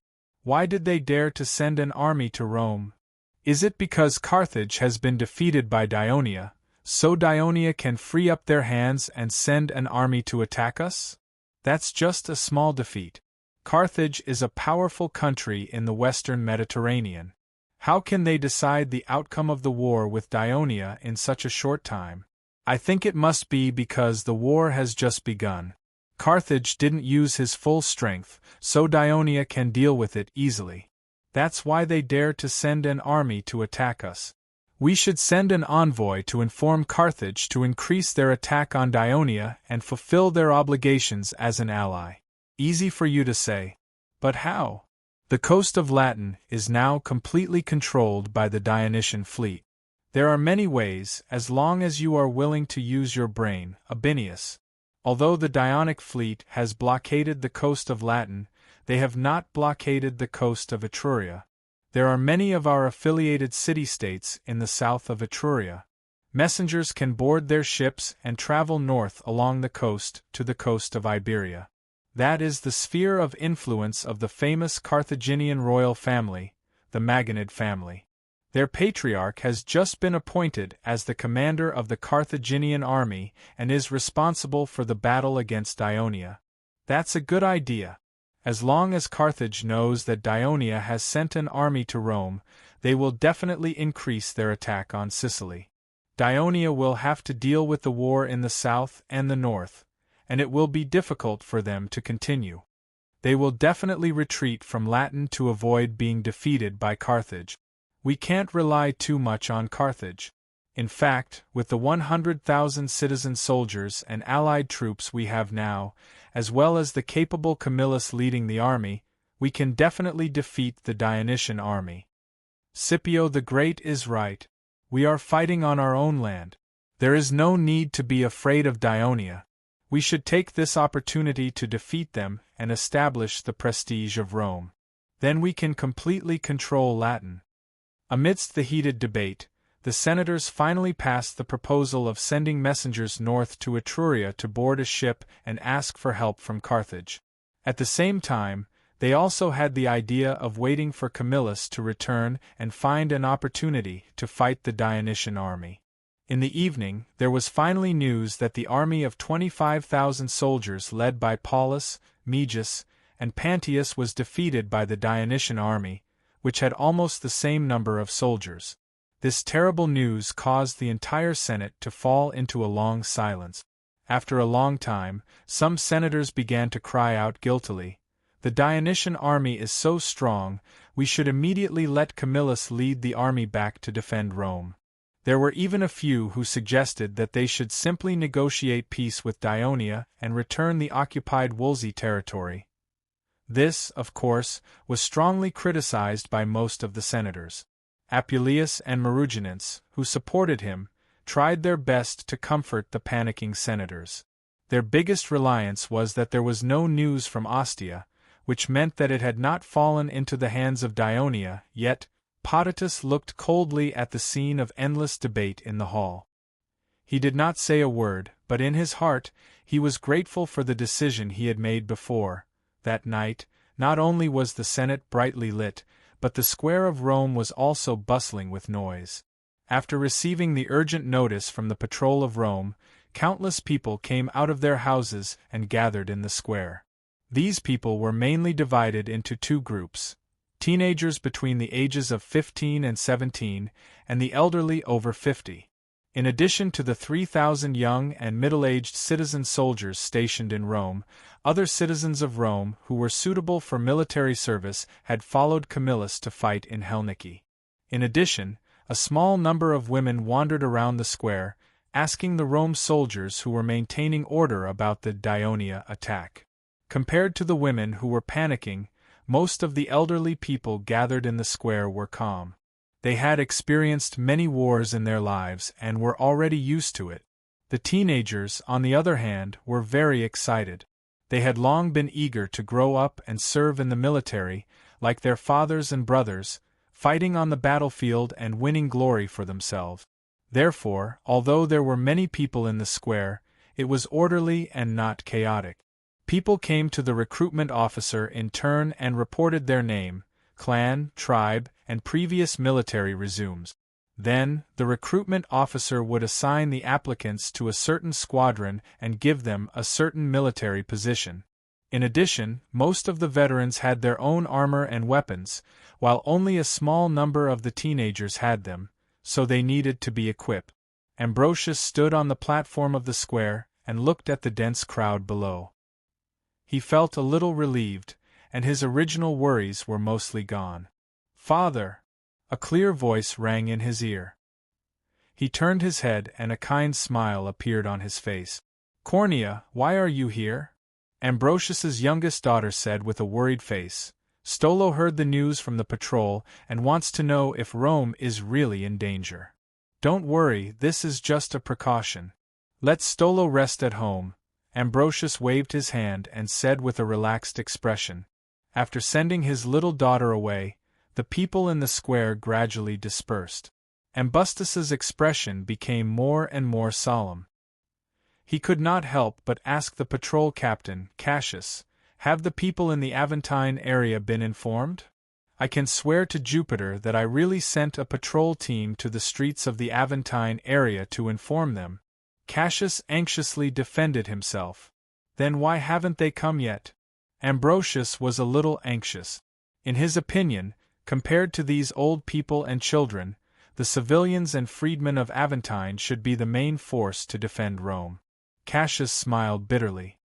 "Sir, it's not like you don't know that the people there are either the ones who have been fighting against us nobles and the Senate, or the refugees who have only joined Rome in recent years. They are not loyal enough to Rome."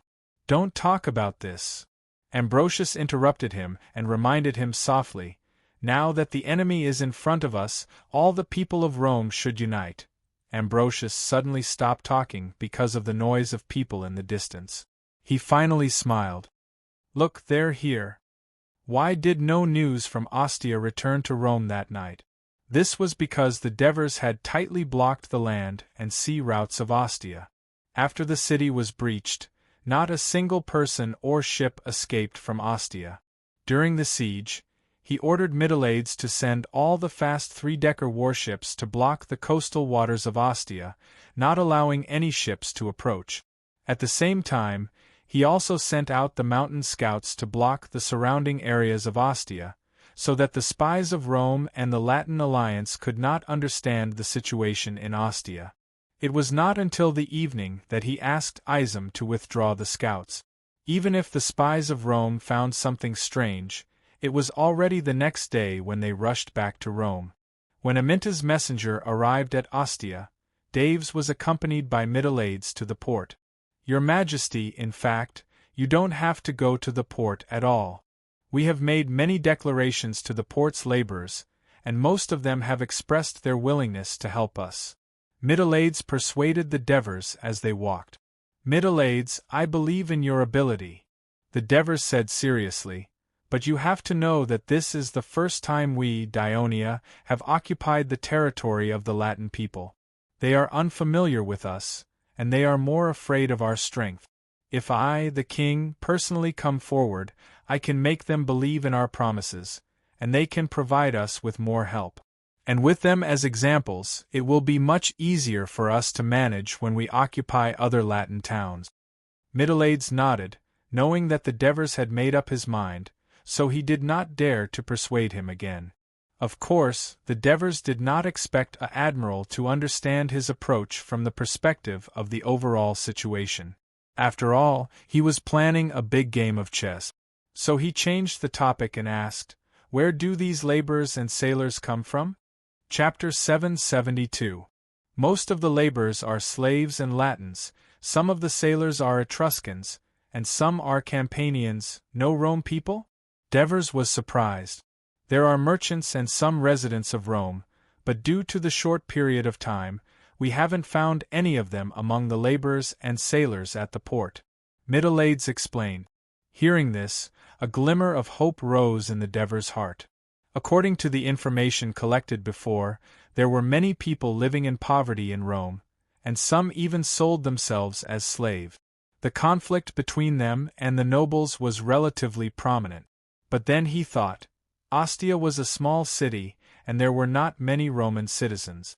Perhaps Rome had invaded Volci and Helniki over the past year, and gained a lot of land, so the civilians of Rome had a new place to go. Thinking of this, Devers asked again, "What about the slaves?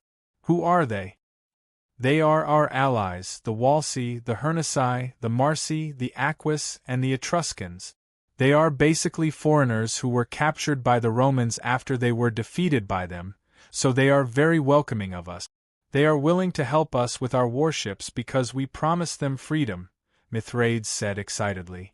Davos nodded, and then his attention was attracted by the noise in front of him. It was an open space illuminated by torches, and there were thousands of people gathered in the middle of the open space under the protection of the soldiers. It was still early spring in March, and the weather was relatively cool. However, half of these people were still wearing thin and crude linen clothes, and some of them were even completely naked. The clothed and naked people were gathered in two separate groups, forming a clear distinction between the two groups. However, from time to time, they would glance uneasily at the fully armed soldiers around them. Marcius led the guards into the open space first. Their gorgeous clothes and neat and powerful steps immediately attracted their attention.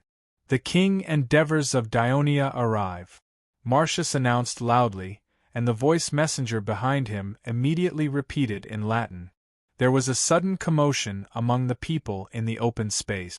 The guards quickly divided into two sides, and then two tall and strong guards holding the kingdom's flag and shining scepters walked into the open space. Then, an imposing middle-aged man clad in golden armor, with colorful feathers fluttering above his head, walked in unhurriedly while being escorted by a group of Dionic officials clad in luxurious Bolton uniforms. The noise in the open ground suddenly disappeared. People uneasily hunched their bodies and unconsciously stepped back, but they also used some curious gazes to sneak a peek, but when divers' gaze met theirs, they hurriedly lowered their heads like frightened rabbits. "I'm the king and Devers of Dionia." The Devers introduced themselves in a simple sentence, and then said loudly, "For more than 10 years, the people of Rome have been constantly attacking the surrounding races and forces, plundering the land, killing the people, and forcibly turning the captives into slaves. They are extremely greedy and bloodthirsty.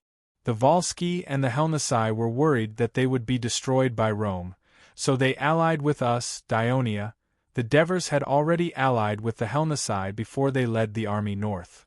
We sent messengers to negotiate with Rome, hoping that it would stop the invasion of the Volsci and the Helnici and return the land it occupied. However, not only did the people of Rome not listen to us, but they also accelerated the invasion of the territories of these two races. Now the Helnici have been surrounded by the people of Rome in Furenturum and could be destroyed at any time. The warriors of the Volsci were scattered in the past battles against the invasion of Rome, so they were unable to stop the next invasion of Rome. In fear that Dionia would stop its invasion, Rome even encouraged its ally, Carthage, to tear up the peace agreement with Dionia that had been observed for many years and declared war on Dionia.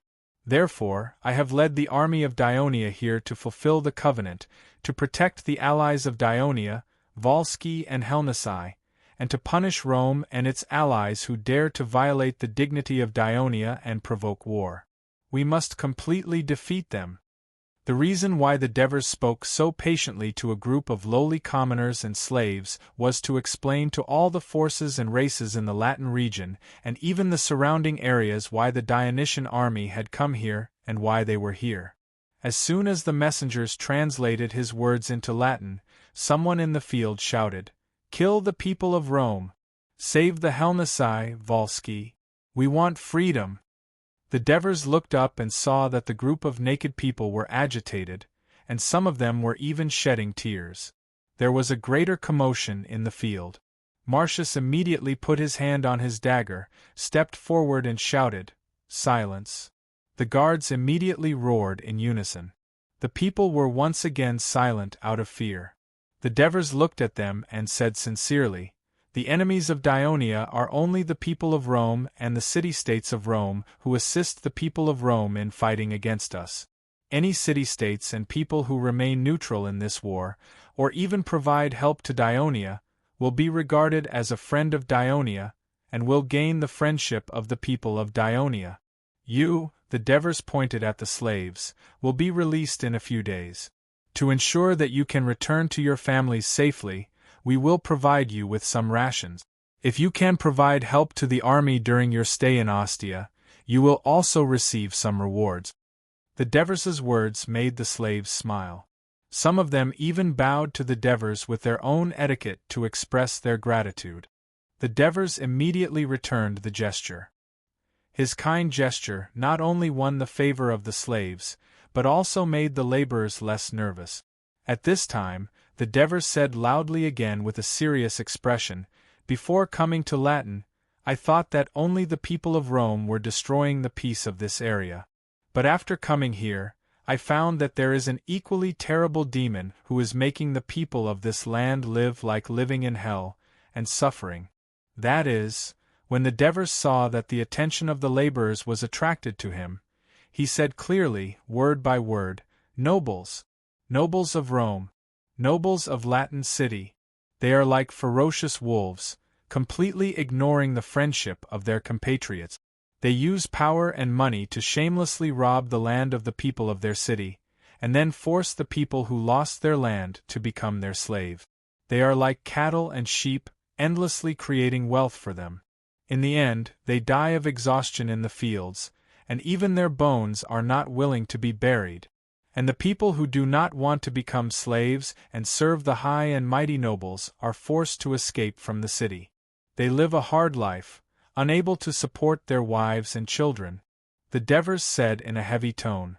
After listening to the emotional translation of the voice messengers, the laborers were reminded of their own tragic experiences. Some even sobbed in a low voice.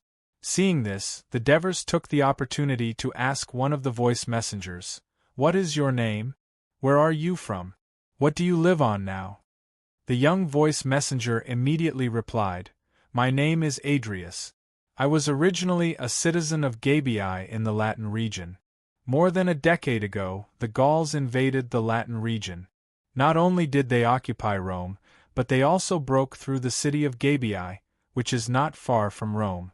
When the Gauls were repelled, we returned home, only to find that my family's good farmland on the bank of the Anno River, a tributary of the Tiber River, had been seized by the nobles. Because the village was destroyed by the Gauls, and the town hall was also destroyed, there was no evidence that the farmland belonged to my family. And the nobles had bribed the judge.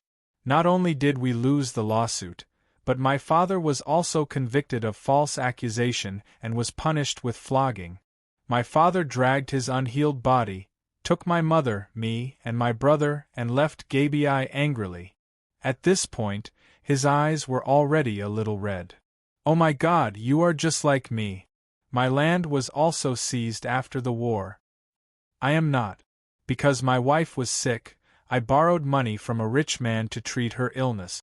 I thought that after the autumn harvest and selling the grain, I could pay off the debt, but he said that the money could only be used to pay off the interest. In the end, my farmland was also forcibly seized by the rich man. What you borrowed was usury. Damn the nobles. Damn the rich. The Senate of the city-state will only speak for these rich people. There is no way for us to survive." The story of the Latin messenger, who had black hair and black eyes, soon resonated with the Latin laborers who had been silent before. After reading the information collected from the Latin region, the Devers learned that the fierce conflict between the nobles and the commoners was not only in Rome, but also in other Latin city-states. The situation was even more serious. The nobles were insatiable, and they took things by force. The commoners were burdened with heavy debts, and it was difficult for them to survive. After all, Rome could expand by force to obtain more land and slaves, which could give the commoners a chance to breathe. Not only did the other city-states not have this condition, but because they rebelled against Rome and were defeated by Rome, some of their land was seized by Rome. This made their arable land scarce, and the competition for land and annexation became more intense. This was exactly what the Devers wanted to see. "How did you live after that?" One of the laborers could not help but ask loudly. So Adrius pointed to his feet and continued, "My father used to work here, but at that time, the port of Ostia was not as busy as it is now. My father did not earn enough money for our family to live, so he took the risk to take us to the south, to Naples. Oh, that's the Campania region occupied by the Greeks, but their sea trade is much more prosperous than here," someone exclaimed. But not long after, my father's old injury relapsed, and he could barely walk. Through the introduction of a kind person, we helped my father to Pompeii, not far from Naples, and asked the priest of the Temple of Hades in the city for help. The kind old priest not only cured my father for free, but also let our family live in the temple for a period of time, and provided free food.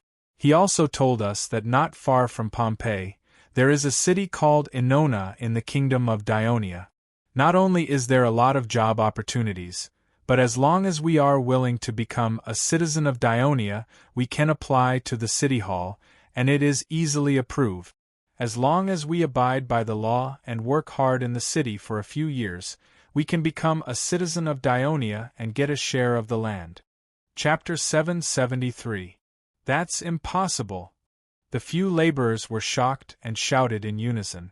The others seemed to have forgotten about the soldiers standing around them as well, and there was a commotion.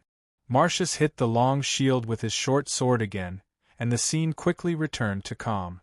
Adrius continued to speak loudly. Because priest Hades is a citizen of Dionia, my father decided to believe the words of his savior, so he brought us to Ennona. It has been 8 years now, and my father is now a citizen of Dionia. Not only does he own his own land in Ennona, but he also holds a public office in the kingdom. I've studied in Ennona school for 4 years at a very low cost, and learned to write in Greek. When I came of age, I was admitted to the public office in Ennona, and I received a generous monthly salary.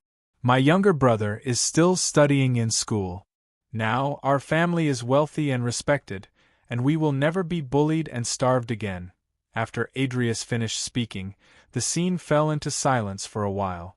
The laborers looked at the young messenger doubtfully.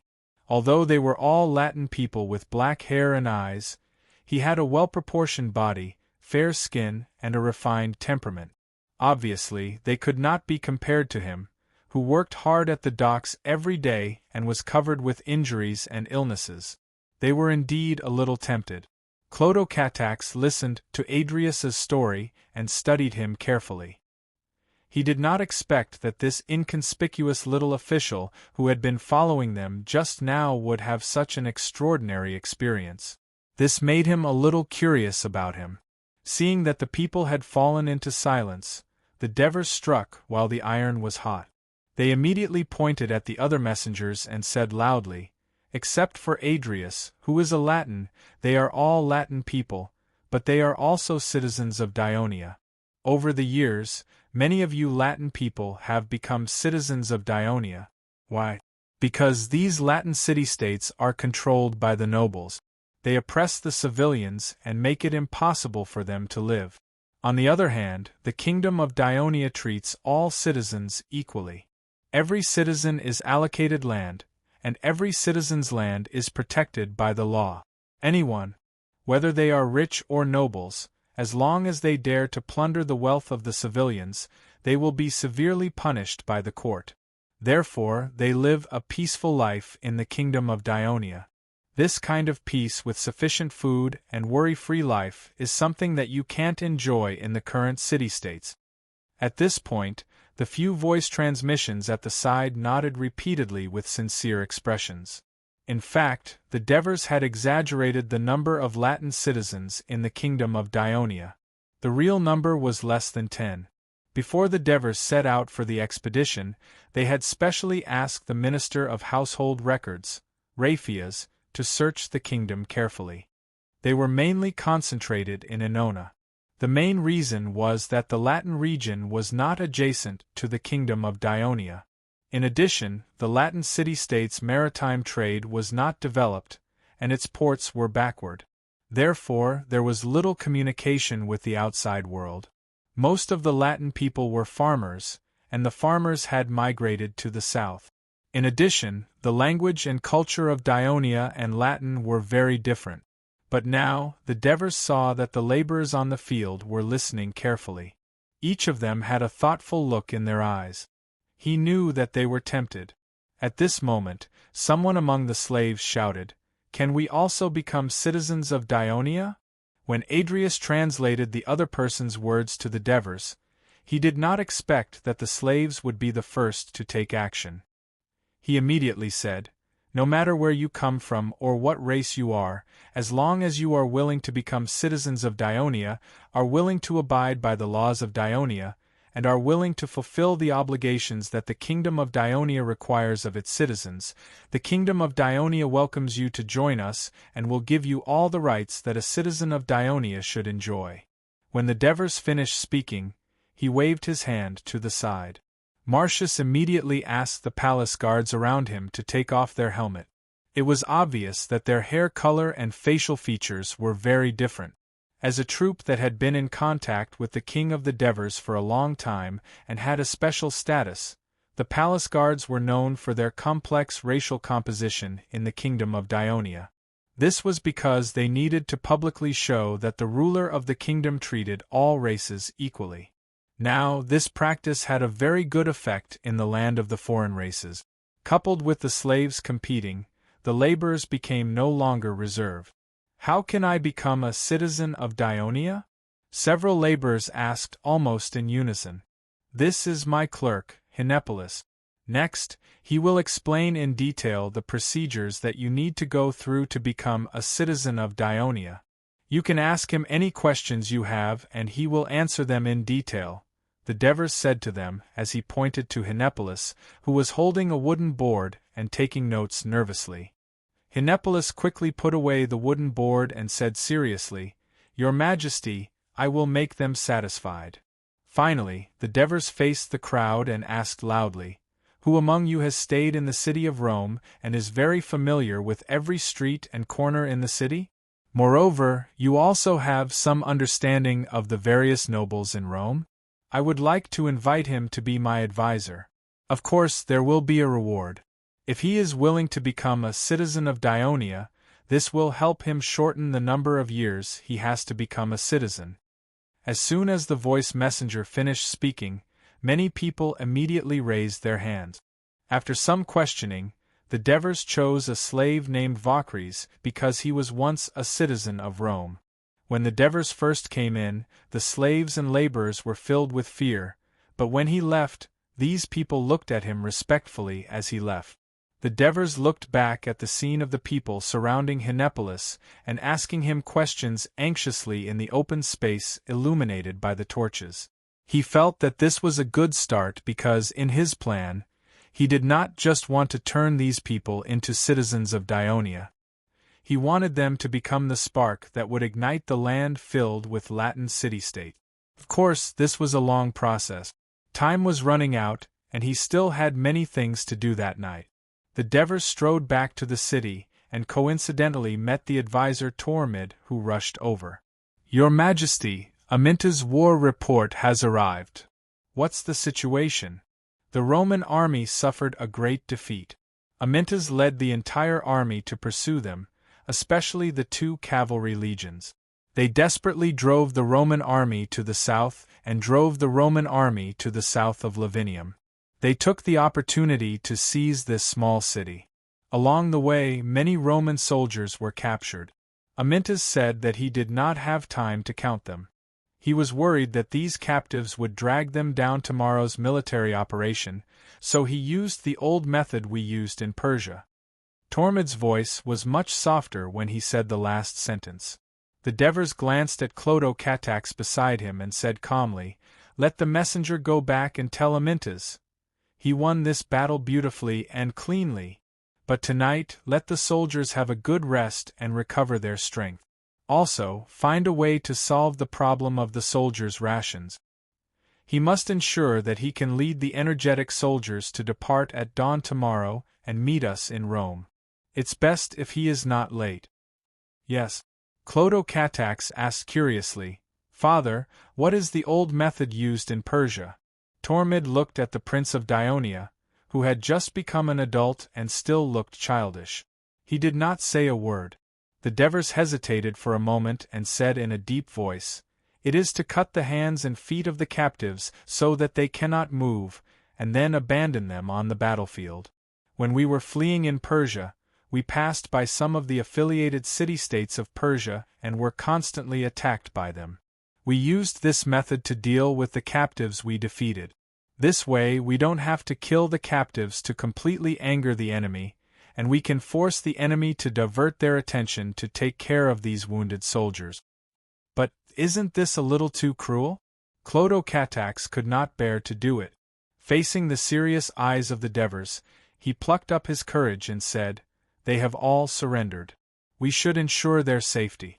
This will help us win the favor of these Roman people and conquer this land faster. It should be good for us, father." The Devers was rebuked, but he was not angry. Instead, he smiled. "Clotho, I'm very happy that you have your own opinion, but you have to understand that now the Roman people are our enemies. Even if we have just won 2 battles, our army far away from the kingdom is still in danger. At any time, we may be defeated by the attack of Rome and its allies who outnumber our army. We may die in this strange land or become the enemy's slave. So, our primary goal now is to do everything possible to ensure that we can continue to win and ensure that our soldiers can reduce the casualties, even if it is cruel. Unless we have an absolute advantage, we will not consider the problem you just mentioned." Divers patiently taught his son. Seeing that he was deep in thought, he patted his son's shoulder encouragingly. He then turned to Talmud and asked, "Have the soldiers' accommodations been arranged?" "It's all arranged. There are a lot of warehouses in the city. We have simply modified them. It's much better than living in tents. In addition, we have gathered all the people of Ostia together. In addition to the accommodation for the officers and soldiers, there are still some leftovers. Then arrange for the slaves and laborers to live there. After all, some of them will go with us tomorrow and need a good rest. Besides, we can let them enjoy the benefits of joining the kingdom of Dionia in advance." "Yes, I will arrange it in a while." How is the food situation? Chapter 774. We didn't collect much. Ostia doesn't have a lot of food reserves, and we didn't find any stored grain in the warehouse at the port. However, the rations that the soldiers brought are enough for 2 days. By then, the food fleet should have arrived. It seems like the food is concentrated in Rome. After all, they have to supply the Roman army that is attacking Helniki, the Devers muttered. However, we have collected nearly 200 carts and many beasts of burden in the city, as well as some fodder. We also found a lot of wood in the warehouse. The engineers are using them to make siege weapons. Tormid continued. This is good news. Although it was good news, there was not a trace of happiness on Diver's face. When he talked about tomorrow's battle, his face became extremely solemn. We have to urge them to speed up the production of siege weapons. If they produce more siege vehicles, we will have a higher chance of victory. Your Majesty, you brought more than 500 skilled engineers and carpenters from Turin. Together with the engineering battalions of the various legions, there are more than 1,000 of them. With the support of the soldiers, they can definitely make enough siege weapons to meet the needs of tomorrow and the day after. Tormid immediately comforted him. I hope so. The Devers nodded slightly and quickened his pace into the city hall of Ostia. Your Majesty! The 3 commanders, Olivers, Geogres, Tenatiras, Middleades, and Isam were already waiting in the meeting room. Have your legions settled down? The Devers asked casually. Your Majesty, everything is arranged. They are eagerly waiting for the battle tomorrow and the day after. Oliver said first. I think you can't wait to fight. After entering the conference hall, the expression on Devers's face turned relaxed, and his teasing made everyone laugh. Amidst the laughter, Devers walked to the front. Crodocatax stood quietly behind him. His gaze swept across Oliver's, Geogres, Trotyras, Isam, and the other generals who had followed him through life and death since the time of Persia. They had made countless meritorious contributions. Somehow, his mood calmed down. He glanced at the simple map of Rome drawn by the Ministry of Military Affairs based on the intelligence on the wooden table in the center of the room, and then said in a clear voice, "Before we discuss tomorrow's battle plan, let a former citizen of Rome introduce the current situation of Rome in detail. You can ask him directly if you have any questions." "That's great," Oliver said happily. Valsers was called into the conference room with a confused look on his face. He looked around at the generals of Dionia in bright armor and gorgeous crowns, and the king of Devers in front of him. He felt very nervous, but as he answered more and more questions about Rome in detail, the nervousness in his heart gradually turned into shock. Is Dionia going to attack Rome directly? Late at night, Chrotocatax was woken up by the urge to pee. He was about to go back to bed after relieving himself in a daze, but the candlelight shining through the room next door made his heart skip a beat. He gently pushed open the unlatched door and saw the Devers sitting at the wooden table, staring intently at the map of Rome, deep in thought. A corner of the map drooped down, and he could vaguely see the dense annotations that had been added because of Valser's narration. For as long as he could remember, Chlotocatax would often see his father diligently dealing with government affairs in the study late at night. And this time, when he followed his father to the expedition, his father used this habit on the military. Everyone said that his father was a wise king and a great commander. They all thought that this was a gift from Hades, but they didn't know the hardships and efforts that his father had put in for so many years. Chlotocatax looked at his father's unusually tall back with admiration, then quietly closed the door. The Devers had no idea that his son had been peeping outside the door. His mind was completely immersed in the map. The strings of numbers on the map had turned into countless soldiers in his eyes. The battle would only start tomorrow, but at this moment, thousands of soldiers had already begun fighting in his mind. Coelius, Potitus' trusted servant, immediately led 2 slaves and rode out of the city after receiving the order. They were in luck. Apuleius had just passed on the Senate's order to Malusius, the commander of the city guards. Before Malusius could pass on the order to the guards at the city gates, Coelius and the rest were able to leave the city without a hitch. The 3 of them then sped towards the southeast. By the time they passed by Prenister, it was already night time. The continuous galloping not only tired the horses to the point of panting, but also caused their buttocks to ache from the jolting. Their inner thighs were also bleeding. "Coelius, we can't go any further. The sky is already dark, and there is no moon tonight. We are going into the valley, and the terrain will become more and more uneven. We can't even see the road clearly. If we are not careful, we might fall off our horses. This is too dangerous." A slave tried to dissuade Coelius from moving forward. Another young slave said loudly, "We can light a torch, idiot!" Before he could finish, the slave interrupted him. "Beasts are not the only ones wandering around at night. There are also aborigines. If we light a torch, we will be easily discovered by them in the dark and become their target." After listening to his words, Coelius hesitated. After all, this slave was a Vestini from the east of the Aqui people. He was familiar with the terrain here, which was why Coelius brought him along. He looked at the darkness in front of him and pondered for a moment before saying reluctantly, "Not far ahead, there should be a Roman army camp. We can rest there." The 3 of them grabbed the reins tightly to control the horses and continued to move forward slowly. Then, they heard a whoa. A shrill wolf's howl was heard. Then, pairs of green eyes appeared around them. "Quick! Run back!" The slave immediately shouted nervously.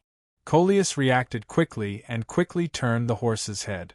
Only the young slave wanted to say something, but the horse under him neighed in panic and raised its front hooves, throwing him off the horse. While the wolf was eating the slave and the horse, Coelius and the young slave rode the horse, ran all the way, and hid in the city of Prenister. When Middleades woke up in the morning, the first thing he did was to ask the guard, "What's the weather today?" "General, the weather is very good. There is no rain and there is a light wind. It's a southeast wind." Middle-Ades was so happy that he almost jumped up. The old sailors at the port were right. There is indeed a strong east wind today. Tell the adjutant to give the order to the crew to prepare in half an hour, then gather at the port, and take the warship to Rome. Yes, General. The guard turned to inform the adjutant. Wait a minute. And the laborers and slaves at the port, don't forget to inform them to get ready to move.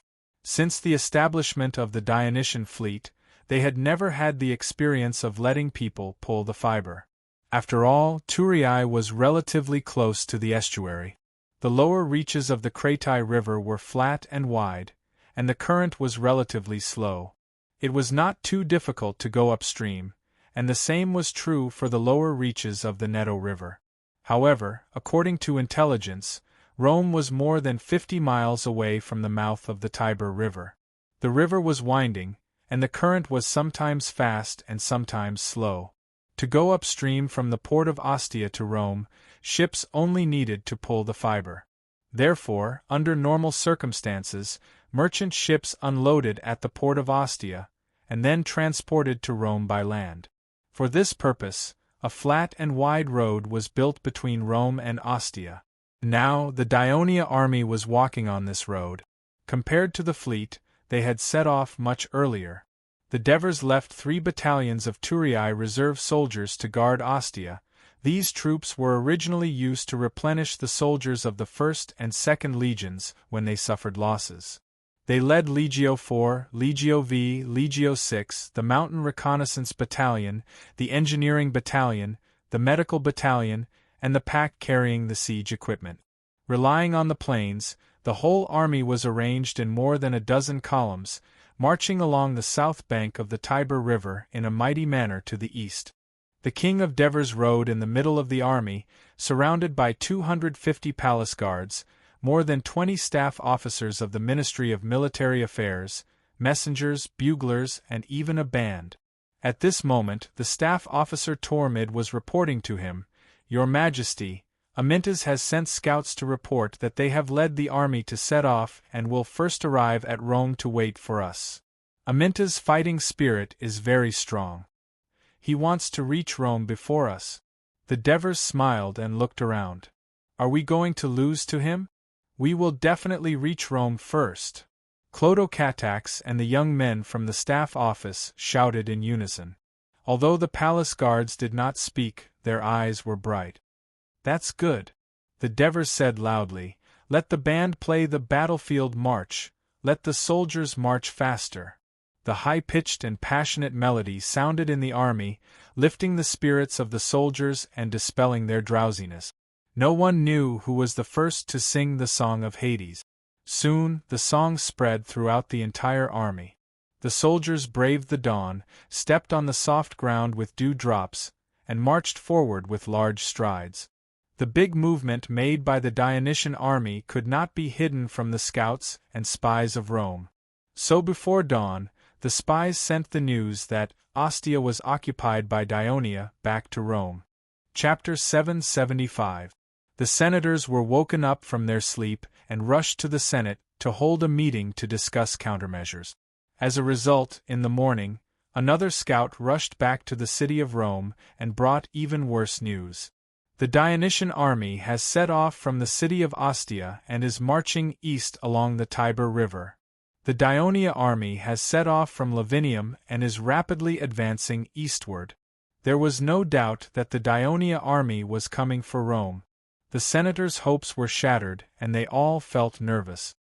How many people are there in the Dionysian army attacking? The question was asked by Publius Commanilius Scipio, the father of Melugius, also known as Scipio the Great. Melugius was appointed by the Senate as an emissary and had already set off for Helniki to pass on the order to Camillus. The Senate appointed his father to take over his post as the commander of the city guards, not because the position was hereditary, but because Scipio the Great was a senator with outstanding military exploit. About 20 years ago, during the Battle of Rome to capture Venus, he had served as the deputy commander of the cavalry to General Camillus. At this critical moment when the enemy was in front of them, They naturally needed an experienced veteran to take charge. Because the Dionia sent out their cavalry to patrol around the army, the scouts could not get close enough to observe. However, according to their experience, the two armies added together probably have 40,000 to 50,000 people. This number caused many elders to suck in a breath of cold air and exclaim, "So many enemies! And there are only 3,000 soldiers in our city. Rome, Rome. There are more than 3,000 soldiers in Rome. Including the citizens who mobilized last night, there are more than 10,000 people," Ambrosius said loudly, trying to dispel the uneasiness in his colleagues' hearts. "But they are all old people and children." "Shut up," Potitus roared. "At this time, the citizens of Rome are only those who have died in battle and those who are still fighting. There is no distinction between the old and the children." At this point, he tore open his clothes and revealed his skinny right hand. He raised it and clenched it into a fist, saying, "I propose to recruit citizens over 65 years old and teenagers over 13 years old to participate in the defense of the city. I will be the first to sign up." "How can this be? A 60-year-old man can't even lift a shield." Apuleius was about to express his objection, but Potitus glared at him. Apuleius tactfully stopped talking.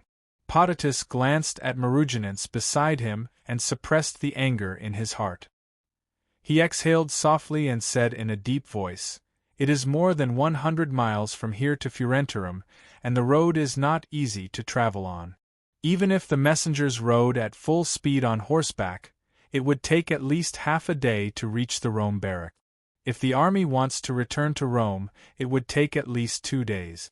You want Camillus to spend a day attacking Furentum? Then tell me, how many days will it take for Camillus to return with his army?" 4 days. "It will take at least 4 days. Ambustos took the opportunity to answer loudly, "Judging from the current situation, the Dionia have gone all out to attack the city of Rome. Now that you have seen the situation in the city, can Rome resist the attack of the Dionia and hold on until Camillus returns with his army? Even if they can defend the city, how many casualties will we have to pay with the defense forces composed of the elderly and teenagers? Malugius just left not long ago, and the messengers should be able to catch up with him. So, I propose to cancel the previous proposal to Camillus and let him lead the army back to Rome immediately." The Senate fell into a moment of silence. After all, the senators knew that if they let Camillus lead the army back, they would have to fight against the army of Dionia, and they would not be able to attack Helniki for a period of time. This would cause the Helnikians, who were already in a desperate situation, to revive, and the hard work that Rome had put in for more than a month would be for naught. At this time, the old senator Lucretius stood up and said emotionally, "If the land is gone, we can always get it again. If Rome is gone, everything will be over. I don't want to see Rome being ravaged by foreigners again." His words brought back the painful memories of the senators. Many of them were moved and shouted, "Agree! Agree to let Camillus return immediately to defend Rome and repel the enemy." Amidst the shouts, Maruginans looked silently at Scipio the Great. Scipio the Great shook his head slightly at him. Although Maruginans did not agree, he did not object either. He remained silent. At this time, Apuleius stood up and said, "Ambrosius, didn't you go to inform our allies to send reinforcements last night? Why didn't I see any movement?" "I sent messengers to Gabii, Tustran, Rabicum, Pendum. Their replies were, 'Their young citizens have responded to the call of Rome a month ago and followed Camillus to Helniki. Now there are no more reinforcements to send.' So, Prenister, Bonnet, Tiber, have you asked them all?" Apuleius asked again. Ambrosius was a little angry. As a respected senator, he felt humiliated when he was questioned in such a tone. He immediately said angrily, "Unless you are not from Rome, you should know how far these cities are from Rome. By the time our messengers get there, it will be late at night. No city's senate will deal with political affairs at that time, even if we are from Rome. We will be laughed at." Apuleius smiled awkwardly and muttered, "Look, this is all Camillus's fault." He did not dare to ask any more questions. "Before the Dionians arrive, shouldn't we inform the people in the villages outside the city to evacuate to the city? That way, not only can we ensure their safety, but we can also strengthen our defenses," Abinius suggested. At this time, Marugenins said, "You'd better not do that. All the young and middle-aged citizens of Rome have either gone to Helniki or to Antium, Vellet, and Saturnicum in the west. The people left in the villages outside the city are either old people, women, children, or some slaves. Not only will they not help defend the city, but they will also add to the chaos and Scipio the Great hurriedly said, "There are many people outside the city. Once they get the news, they will panic and rush into the city. I'm afraid it will take 2 or 3 hours for them to enter the city. Instead, the city gate will remain open. You must know that the Dionysian army is now marching at full speed. It is very likely that they will arrive here in 2 hours. By that time, it will be a disaster for both the city of Rome and the people gathered at the city gate. I suggest that we immediately send out the cavalry and inform the people in the villages outside the city to evacuate to Gabii city or Prenister with food. When Camillus returns with his army, they will return with him." Potitus looked at Marugenins and did not object. It was rare for him to reach an agreement with him. Not only him, but most of the senators also expressed their agreement. Although they all lived in the city, they owned a lot of land outside the city. Therefore, they also had their own houses and even villas. Of course, they also had their own families and clansmen living there. Letting them evacuate from Rome was also a safe way to reduce the risk and protect their families. The senators had a tacit understanding with each other. While informing Camillus to lead the army back to Rome, we also have to send messengers to inform Paulus, Megis, Pantius, and the others. Let them regroup as soon as possible and lead the soldiers back to Rome. In addition, Tusculum, Tibur, Prenister, and the other Latin allies should also send messengers to ask for reinforcements. Even if only a few soldiers come, it will still be a help in defending our city of Rome." When Scipio the Great said this, his eyes were on Ambustus. This time, Ambustus did not object. "Don't forget our colonial city, Venus, and the Etrurian alliance on the north bank of the Tiber River. We should also ask for help from them immediately.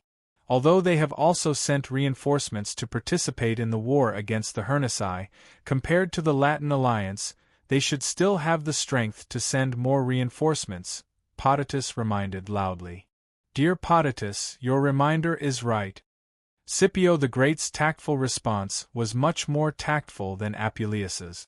"But in this way, we must preserve the bridge over the Tiber River and send a large number of soldiers to guard it. Could it be that my family could guard the bridge with a few hundred people back then, but now we have tens of thousands of soldiers, but we dare not defend it and can only destroy it?" Ambustus noticed Scipio the Great's intention and immediately asked loudly, 100 years ago, the entire Phoebus clan was mobilized to guard the bridge of Rome and resist the attack of Venus. In the end, they were almost wiped out. This became an unforgettable, painful memory for the Phoebus clan, but it also became the capital for them to boast to the people of Rome. As the current patriarch of the Phoebus clan, how could Ambustus allow the bridge to be destroyed so easily? Of course we have to guard the bridge. But the 2 wooden bridges on Tiberina Island must be destroyed, and the people on the island must retreat to the city of Rome. Marugenins saw that Scipio the Great was a little hesitant. In order not to cause a rift between the Cornelius clan and the Phoebus clan because of this, he immediately expressed his opinion. He felt that with the current strength of the city of Rome, defending one bridge was still bearable, but defending 2 bridges would require a lot of troops. Ambustus agreed with this. After that, the discussion was much smoother. The Senate quickly reached some resolutions and quickly took action. They began to mobilize the people of the city, encouraging them to resist the attack of the Daionia and hold on until the return of Camillus' army to prevent the city of Rome from being looted again.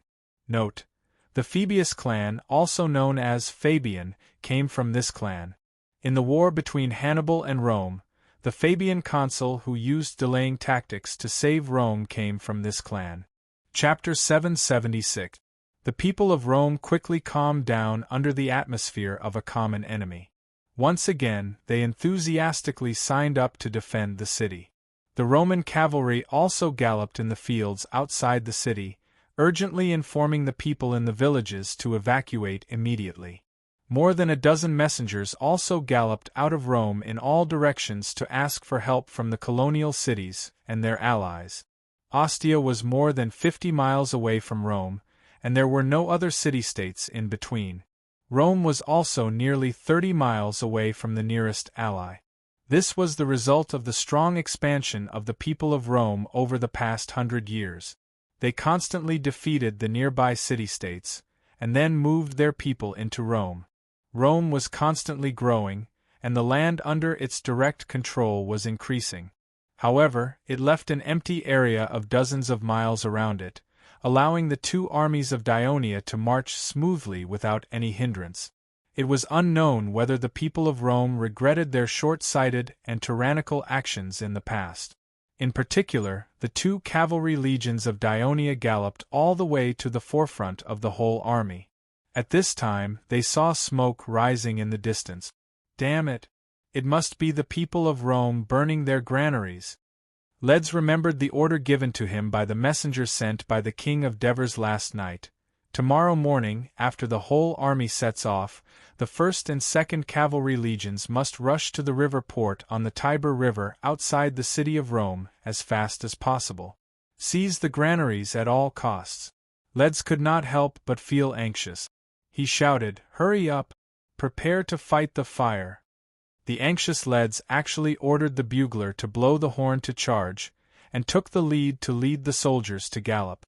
The river port of Rome was built after the people of Rome captured Ostia. It became another channel for the people of Rome to communicate with the outside world. Due to the continuous influx of people in Rome at that time, there was no extra space in the city to accommodate the port, so it was built outside the city. In the first few decades, the facilities of the river port were extremely simple. It was not until the last decade that the aid and trade of the people of Carthage to Rome promoted the development of the river port. The expansion and improvement of the river port also allowed more and more merchant ships to transport goods through the river. At the same time, the granaries of Rome were also built next to the river port. This was because Rome had frequently waged wars in the past 10 years, which consumed a lot of food. Sometimes it could not supply enough food. So, Carthage provided assistance. The grain was basically transported through the river and unloaded at the port. After experiencing a fire, the people of Rome learned their lesson. They no longer transported the grain into the crowded city, which was prone to fire accidents. Instead, they parked the grain near the port, which was convenient and safe. After that, they also stored the grain collected from other allies here. Then, when the army went to battle, they would collect the grain here and transport it to the camp. When Leds arrived with the 1st Cavalry of Daionia, he saw a large rectangular camp in front of him. It was surrounded by a 3-meter-high stone wall, and there were several towers built inside the wall. Thick smoke was billowing from the camp, but no one could be seen or heard. The walls of Rome, which were less than 200 meters away, were full of soldiers, and the gate was closed. Leds immediately jumped off his horse, drew his dagger, and ran to the gate of the camp. "Commander, be careful!" A few guards at the side immediately pulled him back and placed the cavalry shield in front of him. Bang! Bang! 2 sharp arrows pierced into the shield. Leds was shocked and broke out in a cold sweat. He immediately calmed down and looked at the granary. He saw many figures moving on the walls of the granary. He thought for a moment and then shouted, "First Brigade, use your javelins to attack the enemy inside. 2nd Brigade, get off your horses and see if you can break the gate open. The other brigades go around this camp and climb the wall? Yes, Commander. After a series of shouts and neighs, the cavalry of the 3rd, 4th, and 5th Brigades began to gallop around the camp, while the soldiers of the 2nd Brigade ran directly to the camp gate. This forced the Rome soldiers on the wall to show themselves and attack the approaching Daionia soldiers with javelins and arrows. The 2nd Brigade of Daionia cavalry, who was ready, immediately attacked the enemy on the wall with javelins. The wall was not high, and there were no trenches or barricades. The Daionia cavalry could attack the enemy at close range. Although the Rome soldiers had a higher ground, they were at a disadvantage when it came to long-range attack. At this time, the other brigades of cavalrymen had reached the other sections of the granary camp. They jumped off their horses, put their shields on their backs, left their spears on the horses, and hung their daggers on their waist. Each of them stood close to the wall. One of them squatted down, and the other stepped on the other's shoulder. Both of them slowly stood up straight. The stone wall was 3 meters high. When the two of them overlapped, the soldier on the top could put his hand on the edge of the wall. The soldier on the bottom could push his shoulder up, and the soldier on the top could climb up the wall. After a while, hundreds of Daionia soldiers were standing on top of the wall. They saw that many of the dozens of large round barns in the granary were on fire. A dozen Roman soldiers were running between the barns with torches and tar in their hands. More than half of the soldiers immediately ran down the wall to put out the fire. The rest of the soldiers followed the walkway on top of the wall to kill the Rome soldiers who were fighting fiercely. The soldiers on the west wall of Rome could see the situation in the granary camp because of the height of the wall. They were anxious when they saw their compatriots in danger. General Scipio, Gaius refused to retreat to the city in order to completely burn down the granary. They are the heroes of Rome. We should go out of the city to save them. There are less than 2,000 Daionia cavalrymen, and most of them jumped off their horses to fight. They are wearing light armor. If we send our troops out of the city at this time, we will definitely be able to inflict heavy damage to the Daionia cavalrymen. Compared to the pleading of the soldiers, the suggestion of the senators made the chief of the city guard, Scipio the Great, a little tempted.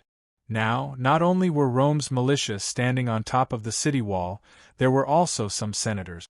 They were a little curious about the aggressive Daionia soldiers. After all, this was the first time they were facing the army of Daionia. Of course, their arrival had also brought some trouble to Scipio the Great. Initially, Scipio the Great's plan was to transport all the grain in the granary into the city, then burn the granary. According to the previous report from the scouts, the Dionysian army was still on the way, so Scipio the Great thought that there was enough time to complete this plan. For this reason, he organized nearly 10,000 people and many pack carts to go out of the city to transport the grain. He thought that this task could be completed before the arrival of the Dionysian army. However, not long after the grain transport team left the city, he received another report from the scouts. The Daionia cavalrymen were galloping towards Rome, less than 30 miles away from Rome. The speed of the Daionia cavalrymen's march was completely beyond Scipio the Great's expectation. Not only could he not complete his previous plan, but he also had to withdraw the grain transport team into the city immediately. In order to ensure order and prevent the people and pack animals from blocking the city gate due to chaos, he did not immediately burn the granary. However, it took a lot of time for the grain transport team to evacuate. By the time the people had basically entered the city and wanted to burn the granary, the Daionia cavalrymen were already very close to Rome. And according to the report from the scouts, they were heading straight for the granary. At this time, the platoon leader Gaius, who was originally guarding the granary, and 120 soldiers under him voluntarily chose to stay in order to complete this task. The bravery and tragedy of this Rome platoon had magnified Scipio the Great's mistake, and it was clearly seen by the senators on the city wall. How much this would affect his political career in Rome in the future. Scipio the Great did not have time to think at this moment. Therefore, if his colleague's suggestion could be implemented successfully, not only would he be able to deal a blow to the Daionia cavalrymen, but he could also restore his image. Just as Scipio the Great was thinking about how to send troops out of the city for a surprise attack. The Daionia cavalrymen. The Daionia cavalrymen are coming. The screams of the soldiers made him look up and see a cloud of dust in the distance. Countless Daionia cavalrymen in black helmets and armor could be vaguely seen in the cloud of dust. Looking at the situation, there was definitely a large number of them. When he saw that there were about 2,000 new Daionia cavalrymen approaching the city, Scipio the Great hesitated. The number of Daionia cavalrymen did not give him the confidence to finish the battle in a short period of time. After all, he only had 3,000 elite soldiers, and he could not send all of them out of the city for a surprise attack. However, he was worried that the soldiers would not be able to handle the situation if he sent the new recruits formed by the elderly and children out of the city to fight the cavalrymen in the wilderness. But soon, he did not have to hesitate anymore. The screams of the soldiers made him see the cloud of dust in the distance again. Hundreds of Daionia cavalrymen in bright armor and red cloaks had arrived at the city and joined the attack on the granary. The arrival of the Daionia cavalrymen gave Scipio the Great the illusion that the Dionysian army was coming here at the fastest speed, and he could not send his troops out. Otherwise, not only the soldiers would be in danger, but Rome would also be in danger. He was not the only one who thought so. The elders and soldiers on the city wall probably had the same idea. So the pleas and pleas that rang out earlier were gone. The surroundings were very quiet. But when they heard the screams coming from the granary camp from time to time, they looked extremely pained. The second to arrive at the granary was the 2nd Cavalry Regiment of Daionia. The regiment commander, Cutius, quickly found Leds, who was supervising the battle. He bowed to the former commander and said, "Master Leds, what do you need us to do?"